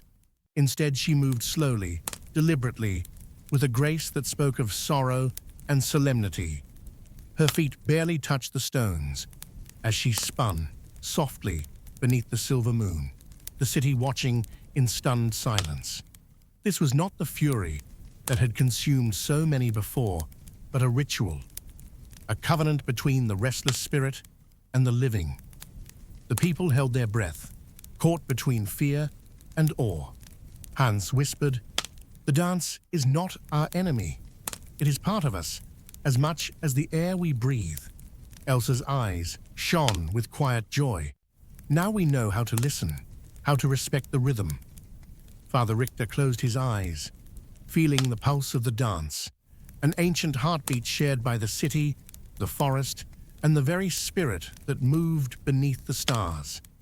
The dance would ebb and flow with the seasons, a cycle woven into the land itself. Strasbourg had learned to coexist with its shadow, to embrace the rhythm without succumbing to it. And within that delicate balance, hope blossomed. As the first frost kissed the city's rooftops and the chill of winter crept closer, Strasbourg braced itself for whatever the dance would bring next. But for the moment, the rhythm was gentle, a promise rather than a threat. The city listened, and the dance continued. The autumn winds swept through Strasbourg's narrow streets, carrying with them the scent of damp earth, burning wood, and the faint, lingering trace of something unspoken, something alive beneath the city's cobblestones. The leaves had turned from fiery red to brittle brown, their slow descent a somber echo of the city's fragile state. As the days grew shorter and the nights colder, a subtle unease settled over the inhabitants, a reminder that the dance was not done with them yet. Though the city appeared outwardly calm, the spirit of the dancing plague lingered like a ghost, threading its way through whispered conversations, wary glances, and the steady rhythm of footsteps that sometimes seemed just a little too quick or too forced. The red shoes, left as silent sentinels in the city square, had become an eerie symbol, an object of both fear and fascination. They were more than shoes now. They were an enigma, a challenge, a reminder that the boundary between the living and the restless was thin and fragile. Hans Trophea awoke each morning to a hollow quiet that pressed heavily against his chest. The void Marie left behind was vast and aching, an absence that no amount of prayer or craftsmanship could fill. Yet beneath the sorrow was a quiet resolve, a growing determination to understand the force that had taken her and so many others. He carried the small wooden red shoes Marie had carved close to his heart, their smooth surface a tactile connection to her memory. Often Hans would wander to the city square before dawn, sitting by the cold stone fountain that whispered of better days. The chill in the air made the silence feel thicker, but in that stillness he swore he could hear it, the faintest tapping, like the softest heartbeat, calling to him from the shadows. The rhythm was both terrifying and beautiful, a pulse that seemed to beckon him toward an answer he didn't yet understand. Elsa Beck was no stranger to exhaustion, yet she pressed on with unyielding resolve. Her apothecary was a sanctuary of scents and textures. Dried herbs hung in bundles from the rafters. Jars of powdered roots and crushed petals lined the shelves, and the soft glow of candlelight illuminated the ancient manuscripts spread across her worn wooden table. Each night, she pored over the texts of the dance saints, copying their cryptic symbols and prayers in painstaking detail, hoping to unlock secrets buried for centuries. Her work was interrupted one afternoon by a quiet knock. Clara, the pale girl who had barely survived the first wave of the plague, stood in the doorway. Her eyes, wide and haunted, seemed to hold more than just fear. "Miss Beck," Clara whispered, voice trembling. "Sometimes at night, I hear it, the music again, a soft, low melody that calls me." Elsa's heart clenched as she stepped forward, wrapping an arm gently around the girl. "You are not alone, Clara. The rhythm still breathes within the city, but we must learn to listen without losing ourselves." Father Matthias Richter had transformed in ways none could have predicted. Once rigid and unwavering in his faith, the dancing plague had opened his eyes to deeper mysteries. He no longer saw the affliction as mere divine punishment, but as a profound cosmic test, one that balanced light and darkness, order and chaos, life and death. In the solitude of the cathedral's ancient chambers, he composed new prayers and rites. These blended the sacred traditions of the dance saints with his own reflections and hopes, a fragile bridge between the seen and the unseen. He believed that acceptance and understanding would be the key to Strasbourg's survival. Yet beneath the city's surface calm, shadows stirred. Figures moved in the dead of night, those who had danced and returned, but not unscathed. Their eyes were hollow, their bodies restless, forever touched by the rhythm. Whispers spoke of secret gatherings deep in the forest, where shadows twisted and spun beneath the stars, in rites as old as time itself. Clara confided in Elsa one evening, her voice barely a breath. "I dream of her, the woman in red. She calls to me, beckons me back to the dance. I fear one day I might not resist." Elsa squeezed her hand, the weight of the warning pressing down on them both. "Then we must be vigilant. The dance is more than movement. It is a spirit that seeks to bind us." One fog-shrouded night, the fragile peace shattered. A scream tore through the silence, raw and desperate, echoing off the stone walls and drawing frightened citizens toward the city square. There, the red shoes lay empty once more. A young woman, seized by the inexorable rhythm, spun wildly amidst the gathering crowd, her feet pounding the cobblestones with fevered urgency, her eyes glazed and unfocused. Around her, others began to sway and twitch, pulled inexorably into the dancer's dark embrace. Panic erupted. Hans, Elsa, Father Richter, and Jakob, the wandering musician who had arrived days before, rushed into the chaos. Jakob lifted his ancient wooden flute to his lips and played. His notes were haunting and pure, weaving through the frenzy like a silver thread. The melody tangled with the madness, pulling at the edges of reason and soothing the afflicted. Elsa chanted ancient prayers, her voice a steady beacon amid the storm. Father Richter raised his crucifix high, its warm glow flooding the square, a light in the darkness. Slowly, the dance faltered. The young woman collapsed, gasping but freed from the grip of the unseen force. As dawn's first light spilled across the rooftops, Strasbourg found itself at a crossroads. The dance was not vanquished. It was a living, breathing force woven into the city's very soul. Neither friend nor foe, it demanded respect, understanding, and balance. Hans looked down at the red shoes, their worn surface scarred by countless footsteps, countless souls, lost and found. "We cannot fight this with fear or force," he said quietly, voice thick with grief and hope. "We must learn to live with it, to listen, to understand." Elsa nodded, her eyes bright with determination. Balance is the key. The dance is part of the land, part of us all. Father Richter crossed himself, his faith anchoring him in the storm. And faith, above all, will guide us through the shadows. Jakob smiled softly, raising his flute once more as a gentle breeze stirred the autumn leaves. The dancing plague had forever altered Strasbourg. The city would never be the same. But within the chaos and madness, a new kind of life had begun to take root. A life shaped by a rhythm, shadow, and hope.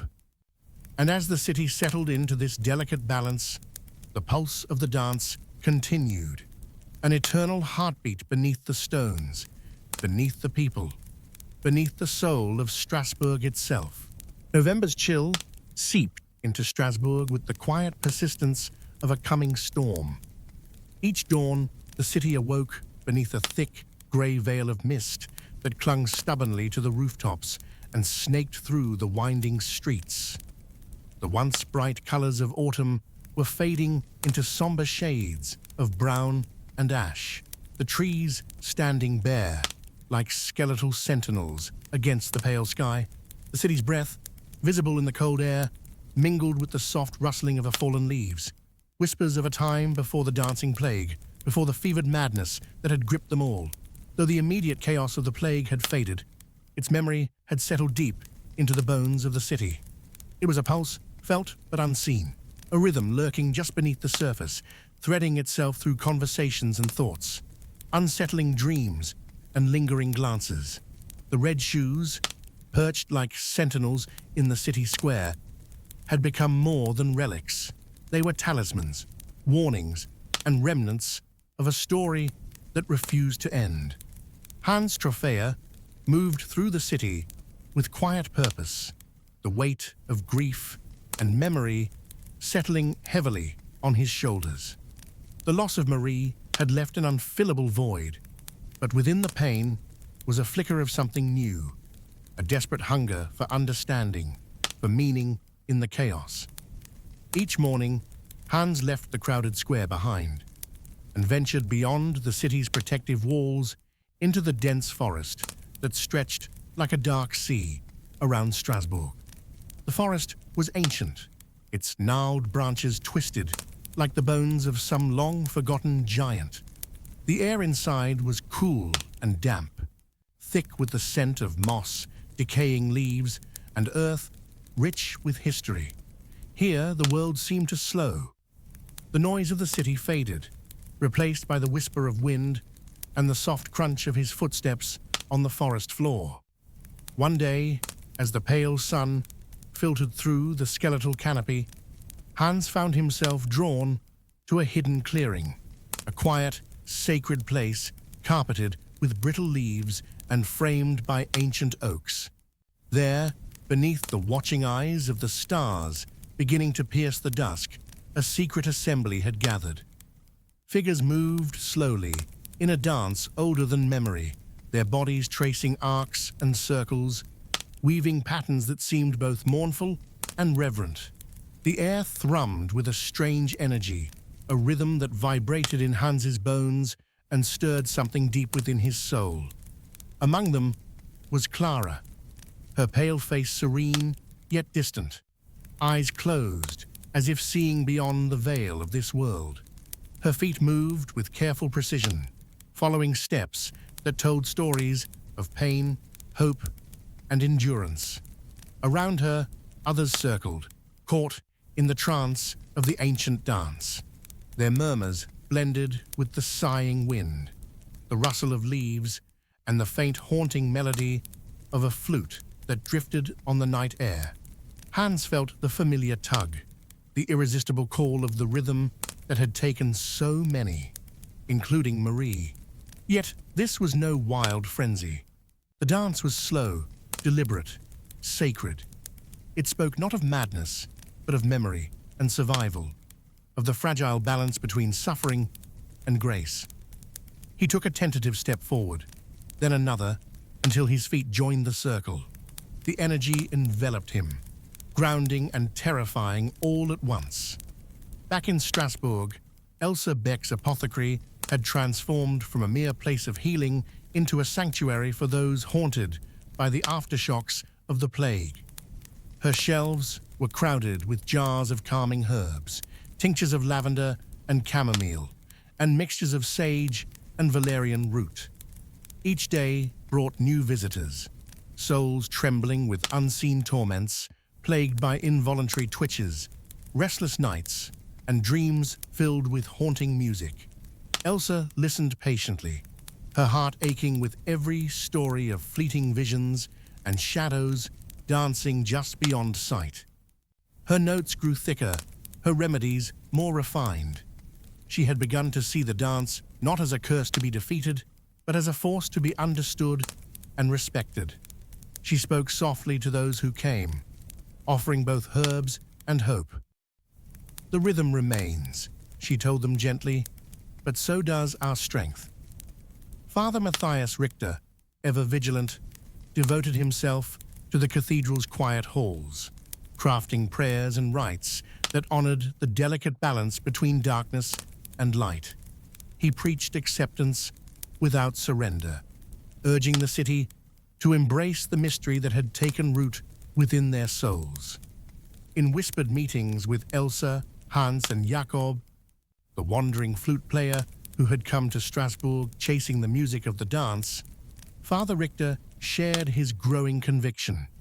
"The dance is a language spoken by the earth and the spirit," he said one evening, his voice thick with reverence.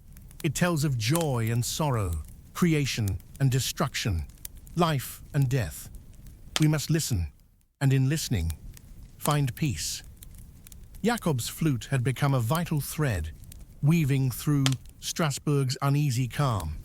His melodies carried on the wind, soothing the restless and binding the fractured city together.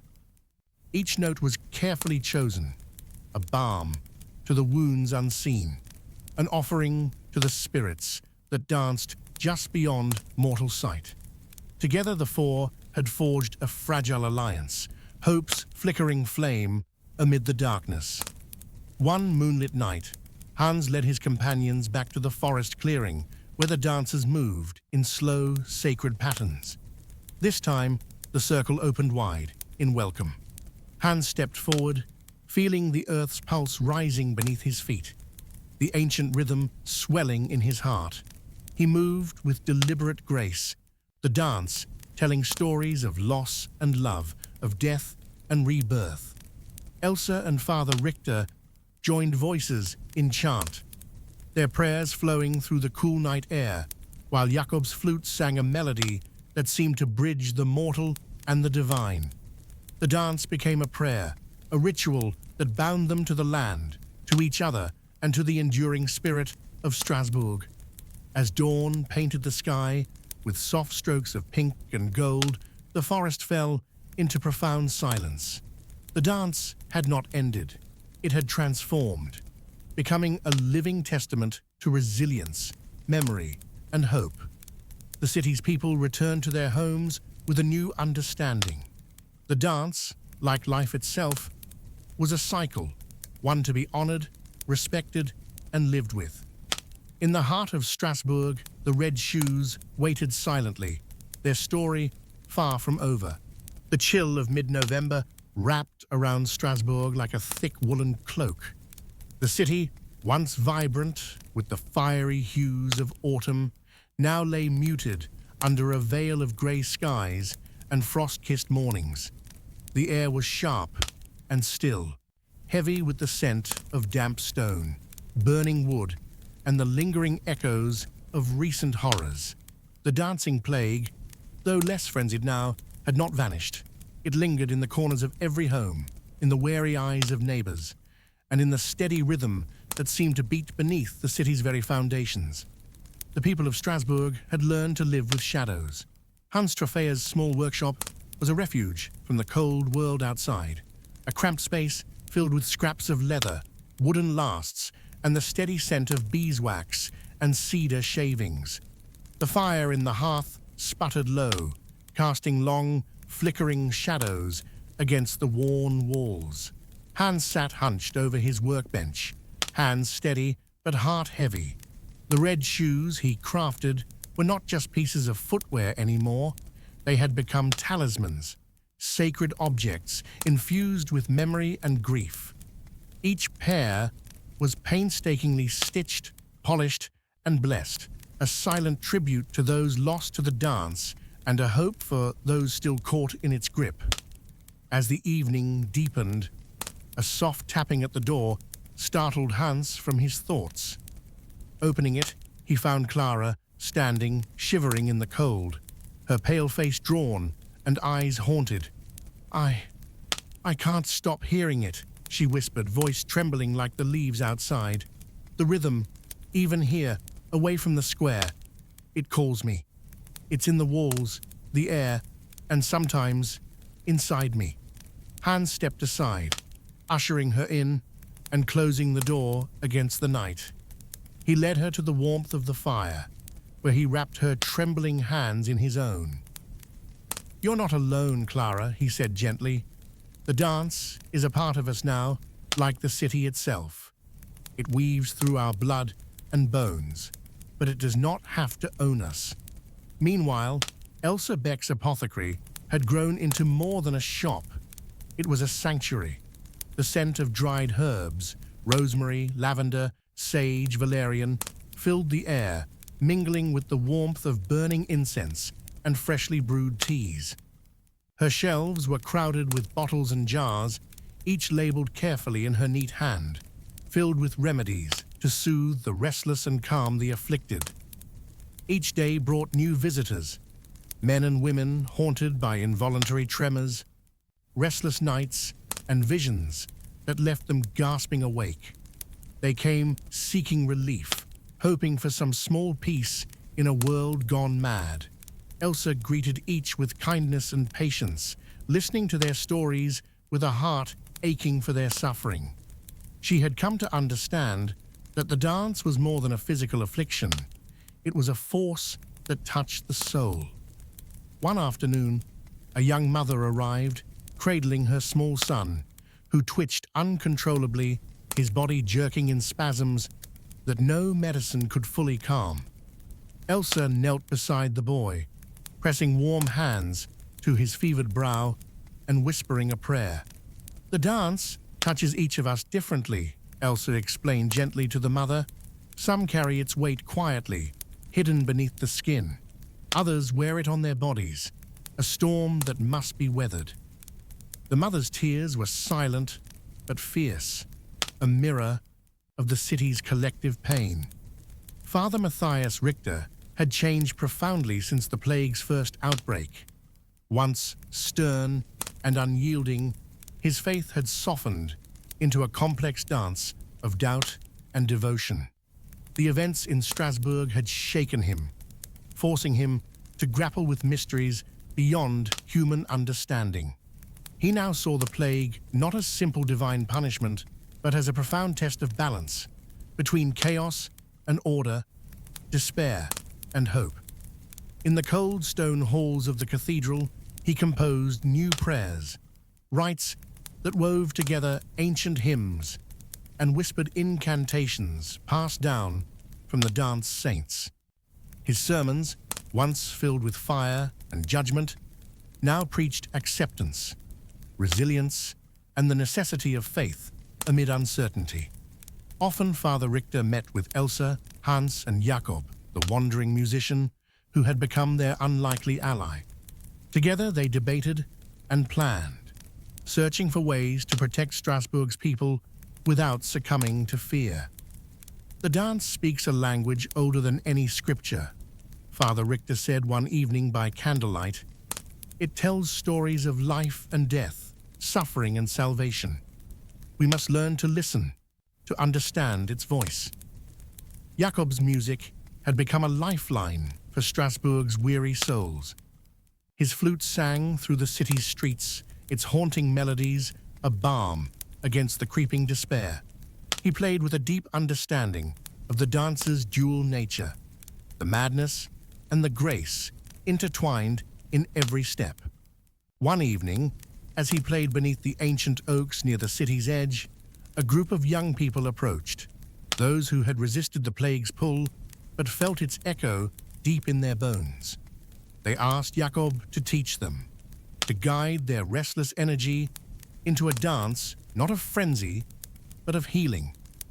Under the moon's watchful gaze, Jakob led the new dancers in slow, deliberate movements, steps designed to honor the rhythm without surrendering to it. Their dance became a ritual of remembrance and hope, a fragile yet powerful act of defiance against the darkness. But despite these fragile blooms of hope, shadows lingered. Whispers spoke of those who had danced too long, their minds lost to the relentless rhythm. Tales spread of a spectral figure, the sleepless one, who roamed the outskirts, her feet never resting, eyes burning with an unearthly fire. Some claimed to hear her footsteps echoing on quiet nights, a soft, ceaseless tapping that chilled the heart.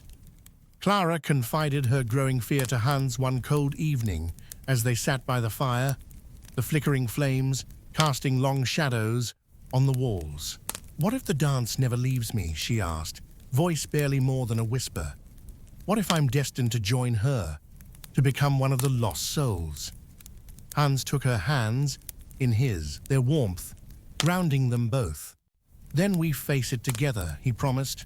"The dance is part of us now, yes, but it will never be our master." As winter's first frost glazed the city's rooftops and the cold deepened, Strasbourg stood at a crossroads. The dance remained, a living, restless force woven into the city's very essence. It was sometimes a whisper, sometimes a roar, but always a presence, demanding respect. The people had learned that the plague was not simply to be fought or feared, it was a part of their story, a rhythm pulsing through their blood, their memories, and their souls. It was a story of endurance, of community, of the unbreakable human spirit moving in time with the eternal dance of life. Winter had crept quietly upon Strasbourg. The first snow fell in gentle whispers, transforming the city into a muted world of white and grey.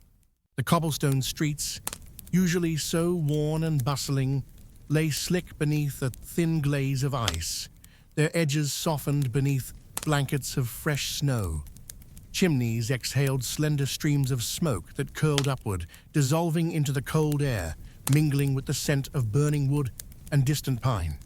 The chill was sharp and unforgiving, but it brought with it a strange stillness, a pause in the relentless storm that had gripped the city for months. The frantic fever of the dancing plague had lessened, its grip loosening but never fully releasing those it had touched. The rhythm that once commanded thousands to their feet was now a whisper, sometimes heard in the distant tapping of restless footsteps, sometimes felt as a tremor beneath the skin. In this fragile calm, Strasbourg breathed again. Hans Trophea sat by the flickering light of his hearth, the warm glow casting dancing shadows over the walls of his workshop. The air was thick with the scent of leather and beeswax, punctuated by the faint comforting aroma of pine boughs hung near the window. His hands moved deftly, stitching with care and reverence. Each red shoe he crafted was a work of art and devotion.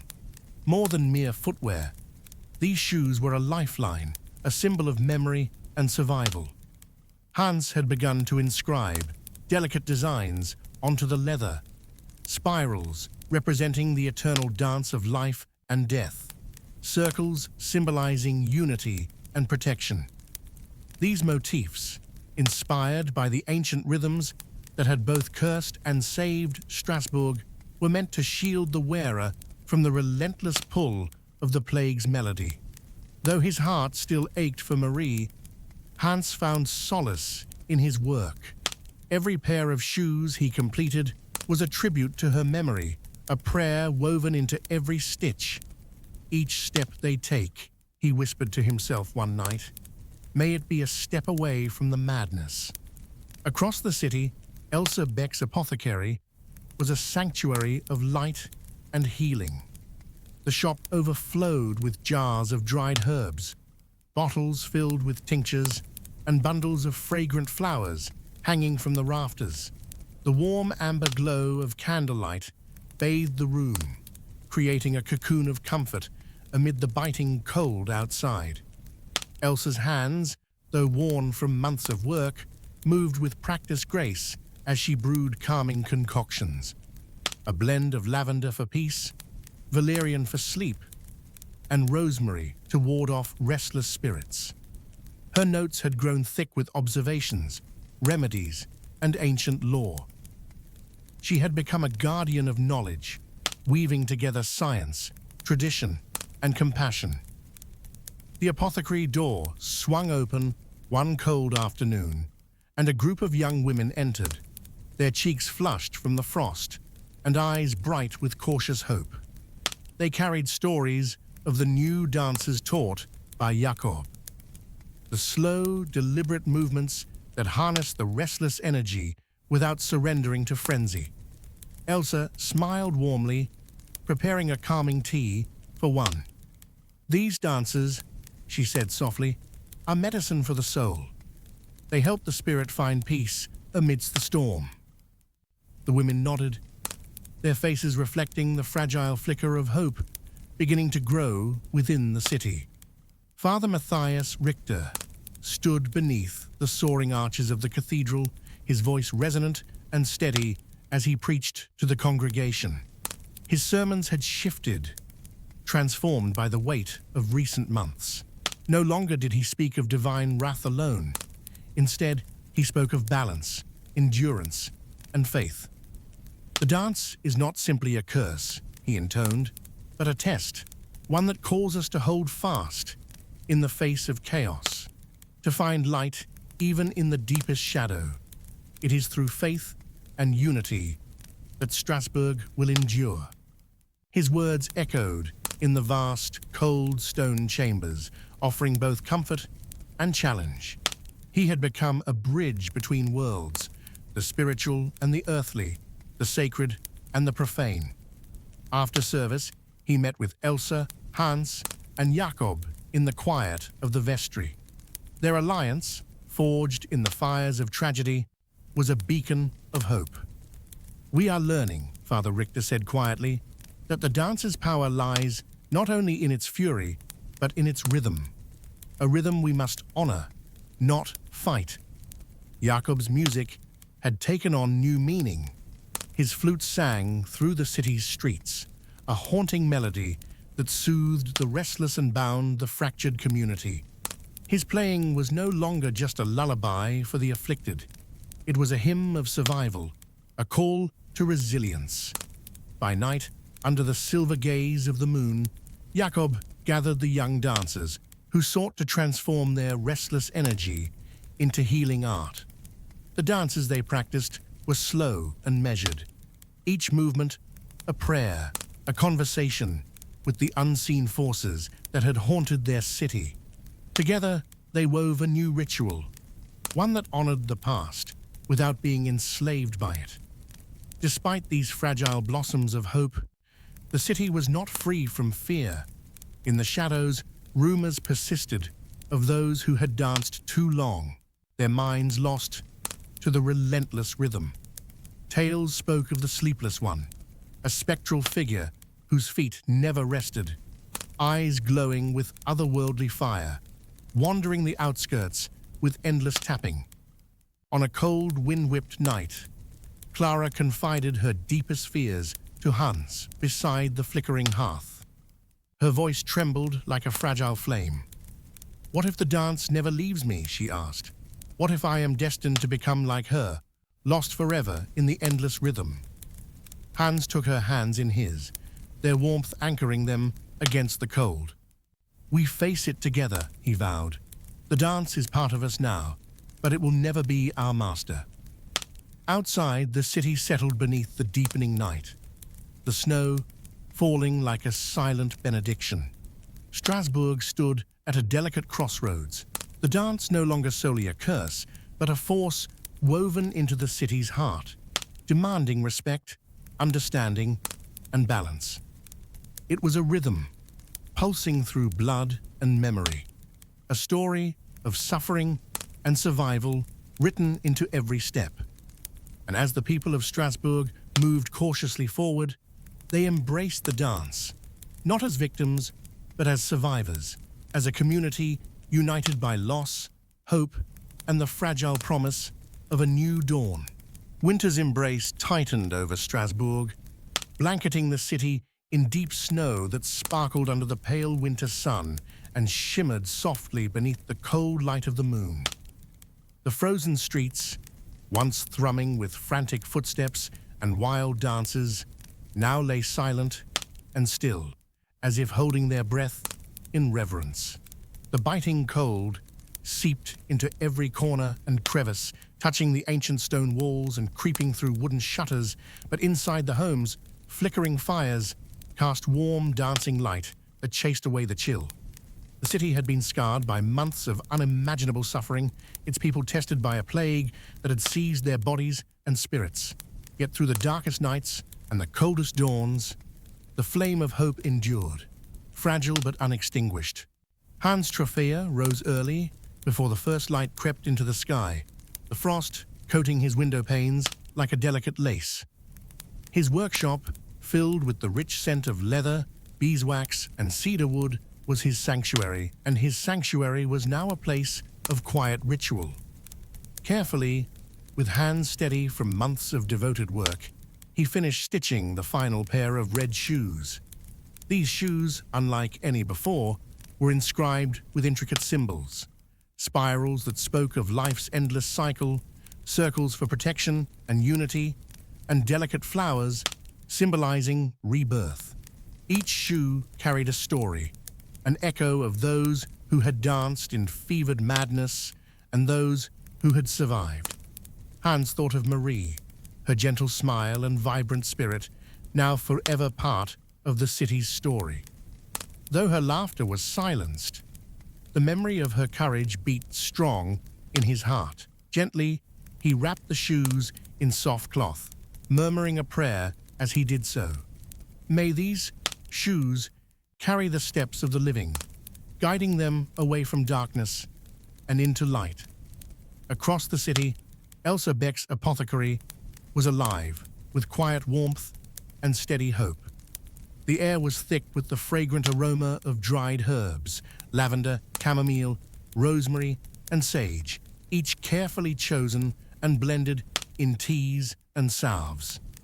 The shelves, once sparse and disorganized, now overflowed with jars and bottles, scrolls of remedies, and stacks of carefully written notes documenting the subtle effects of each treatment. More than cures for trembling limbs and restless nights, Elsa's work was healing for weary souls. The people who came to her were no longer only afflicted bodies. They were seekers of peace, longing to reclaim the lives that had been stolen by the dance. One cold afternoon, a group of young women gathered around the hearth. They spoke softly, sharing stories of Jakob's dances, slow, measured movements that helped them tame the restless energy still fluttering beneath their skin. Elsa smiled as she poured warm tea, the liquid fragrant with herbs and hope. "We carry the dance within us," she said gently, "but it is no longer a chain that binds us. It has become a song, a melody we can choose to sing, or to silence when the time is right." Tears glistened on cheeks illuminated by firelight, but the women's voices held strength, a quiet defiance born from survival. In the great cathedral, Father Matthias Richter's voice soared above the gathered congregation, resonant and clear. His sermons had transformed alongside the city, no longer sermons of judgment and fear, but of faith, endurance, and community. "We have walked through shadow and flame," he proclaimed, "and though the rhythm of the dance still echoes in our hearts, it no longer commands us.